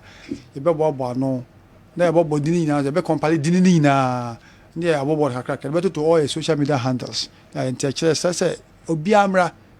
They also that body specifically say person we call or you know be say we ko maame ho be say we ko emma ho no omu nyina mfa mra ho ana I know say we dey obetimi I know there me kai madam for ba ko a o ka say open the number na was send 5,000 saa time na na program o de number na maame e ma me de ma no menim so ode betuma me come me fed Dr. Cry okay me fed Dr. Bonamane okay I know say there I don't think say bit me aka say change na one channel family but be no bi ho we supporter o person was send me bi de boy say ye na be koso no okay ko ya tell obi friend me say obi a friend say omo ye fan bi that boy I know na yen person bisi okay because kotoko no we supporter untimi nya ade akotoko ne bata ho with your own powers you want perform that team na no ho no because as ka say we chairman e bia pass be e me wi asane den say be na ide na aba enti na happen cry ho and no say ye for these directives papa so be bi contribute bi boa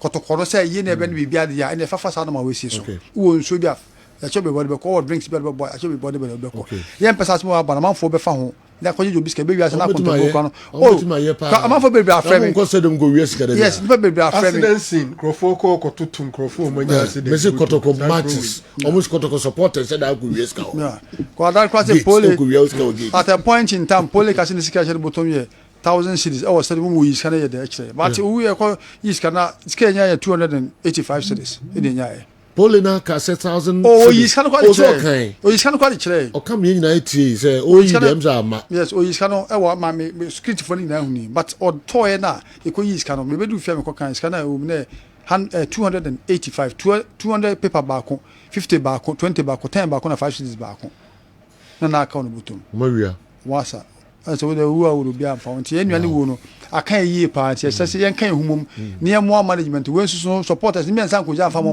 management no so because we have a lot of this a lot to do okay there were a lot to do pa nya bia ye ne pekasi bia ye behwe ne mara ko no me university na mu e betima abo mo kakra me mo si number no so na fe yakọ sunwa akọhwe de ko so sunwa baba me nko doctor ho doc wadamfo na no se busum bia obema oba no 2,000 no akosi say are you ready? Nti ono na sem ne se bosume no so no was in this kind. Okay. And also my chairman my aware. Oh chairman am I aware. Okay. Every month I say obema oba no 2,000 cities. O say na be see oba no so. Sem klaro susa. 20 million every month. Kopim time oba the one can no. But say every month o this can be ba. In the chairman the also no. Ya say the pan be brave. Ma ya oba no kompese me boni din a kire oba no. The maye ne say o tuawia na maye conference call no ne oba. No oba na kasa. At least o nya ne number call. Okay. Legend anopaya na enya ko free. Yenua minua fuzi ho. Fuzi sunai. Evans Brahafo second chairman. Yeah. Say police for so me here one of the security guards I know ho yeah we yan sikan no to mo bo Habibu dini Habibu so on say ade che obi akona dwuma so te me fe ko David on o su kan tika na say no ka se ko David kema o ne na che sunwan ko ne ba no pe yai se ke be no na pakwa be me ka se ko du hon ma no pe na dey buy ntimi nwane nam kwa so we dey oko yeah ever ready say adan say bia skit in pe free hon no me sa asem no kra hian che police for no adan say be mo pe bia no ebe bia wase ko me ka say no ankwane da man ko sunwan de bia me ko sunwan ma me fa ko nya say me ncha chief inspector Karim was regional police headquarters na papa no nya senko o boy papa that ko no ko to dwan kwa ma di that was Wednesday on one ko chief inspector Karim yes chief inspector ko bisa pa on ko ma dwan ma di o mu nya voice bi ba be God bless you enti enu ano Mr. Messi a channel a program no so a channel night vigil in honor of Pooley no e be ba so anwumenu nsia na to bia o ba fa o candle ye de be obet more than one craft fabra o na unu ani be na o de na no de bia ma no e wa he for time is 6 p.m. e wa he baba ara supposed them any more be fountain any more no gate any more no hwana fountain main gate be fountain on the hwana e be yen be hia fountain alomo junction ho no ai nyere be fa ko main gate ho okay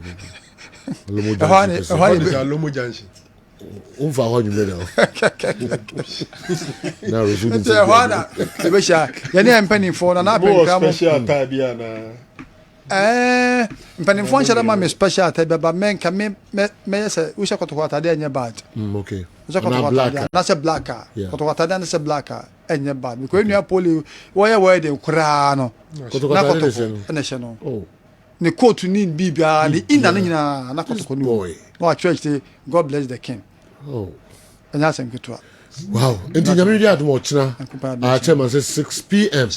ina enkushia ho na wa betima ba na boy sunyan komo kakrai yeah there na koso so far abibi ko there yes ba hifo ne achi wo mo ani sesia me no kasa mo ya chom ne nipa enson 7 ana ya ma emu mienu be okay ana emu enum no e police custody that now oba me kasa oba na obedidi matem no there was another mami bia no kondo no so kakra chen obedidi matem obedidi matem ne nya we me classmate e nya fian sa okay ba ko no so kakra but ono no me complain ma money din because man ti asem o kan even though na he was staring at me and walk but man ti do kan okay but obi so okoy bibi eche bi man nipa na case against him no e ko che no e be kan ho na woni me say according to sources no the oba wo enwa ne sika no wo ba no ti pragam te pragam na odin rider na odin ba ma che no okoshe enwuram no so no ni nua ono ne nua na di moto kofa ne nua no so a che no wow to ono ne kan ma ne menu ho no e dom ko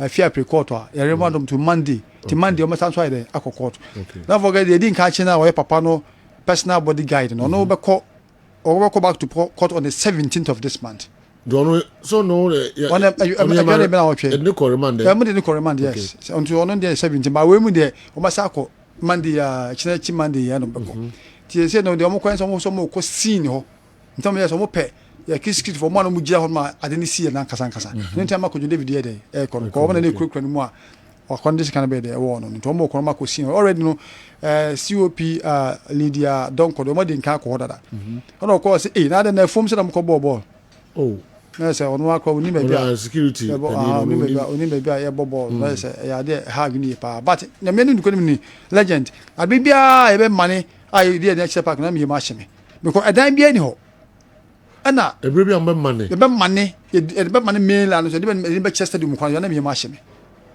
because ko ho where shout from na nya we nkwan o this is their third season nya time nya o first time o ka san sem ni ya first time o ka san sem time ka sa de no na e ball asuja na aso free asia na mpanimfo no Anton Swengu so na abapia bonta shisha manfo fie no what I say ntimi kwa da me empa me bo asanke sa ko na normalization kwa akabe legend kabe boy ke football no kra nke yen esa ja football ko na normalization de ye ko emle bi atwam me den kabe boy pa o I see na autonomous league na awole kana me mpa ba me bo ano no clubs na wose ade ho wose ade ho me see Alex Cotti no Joseph Amfana akokoto George me huna me nkasa no ho bi mu woni evidence or evidence I'm telling you senka on ko pa ne chawo da entro no hwato no so woni evidence na wo de no twesai say ya me da ache da bia me da ache sa so sa na sa nyema ne mo no emfrim na sa da bia efefo BBC ya charge ada na sila mo charge no you know so is not working for them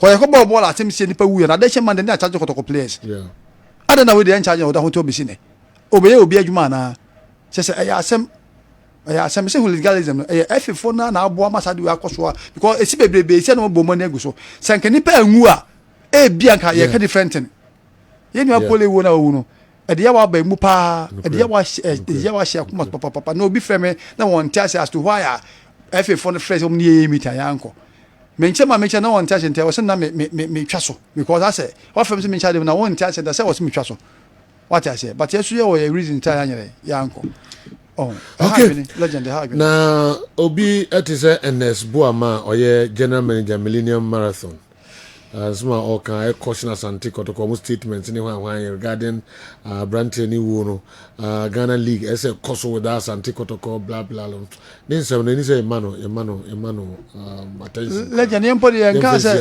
yanka so muncho bom ye de si mo so bom na it is attention that's okay yeah twaso na matise sika omudi ewura omako free efi ho the meeting no say 2 million Ghana cedis for the World Cup for World Cup qualifiers me no aye eti your budget edru say nyame yaduma adwoda ye be hwe sansem no enso emu say enokre say enya nokre say they've submitted a budget of 2 million Ghana cedis to the government in respect of the 2 World Cup game 2 World Cup qualifiers into the yet and it's been questioned from the presidency. Thank you. And also 2 million Ghana cedis. You better have the figures near no credit. No, the crowd tournament, but it's been questioned. Oh yes, yes. Abana senya dia obetu to sika ede agusa. Obehe kwan obefa so a saa ne mani nyina no obema no aba e form ye papa. Yehu alleged killer no ne phone ni ade na nya tese ofri kato wo brekum. But the parents now so on tre. The home pictures be ha. Now, if only be ha time now so na me my order say court in my we different from back on a bar first now and then no cre. But we no minim afina we so about two crowd now two I think have about one. Yeah. Oh says he saying there am a picture now clear and say the alleged suspect say onuani enye hu say unuani de ani nipa kwa ye pen. So General so ye pede mu pa Gambi 4141 Alomo Junction pa I've been there before so those days we really enjoyed at the Alomo Junction you're talking about pa Gambi 4141 and there are some way and so and also I call yes General with the Asante Kotoko former board member Mr. JY Edu okay and then Neyire Janet Mr. Edu with the only busuane kafra nti me no ka say nze odampem a umobema so a na eyi na nkasa wa piedu enedue Mrs. Agnes Datson and so nim say yenu asabuto so de no yes say de omode a share 18th na otweda no beba ndi ebenya na ni akani sabuto. Please tell the ship dealer plain word is not cheek okotu Mr. Fikudo Fiano plain word is not cheek. If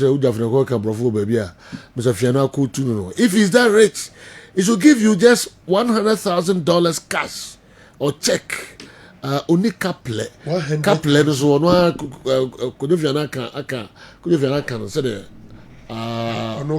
canon? Only couple.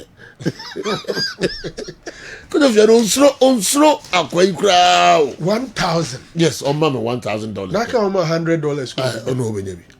Some who says that I will have $1 crib on your more yes, it will be Tian and I'm mapping the Kuchan one is that or $100 from $100 we share in search Kucha $100 Shatawal in the twin or confirm. Breaking news up next at the moon said in Samahodua. A best weekend in na Bobo Bonina no Yame Monday the Trassia, the Abremo.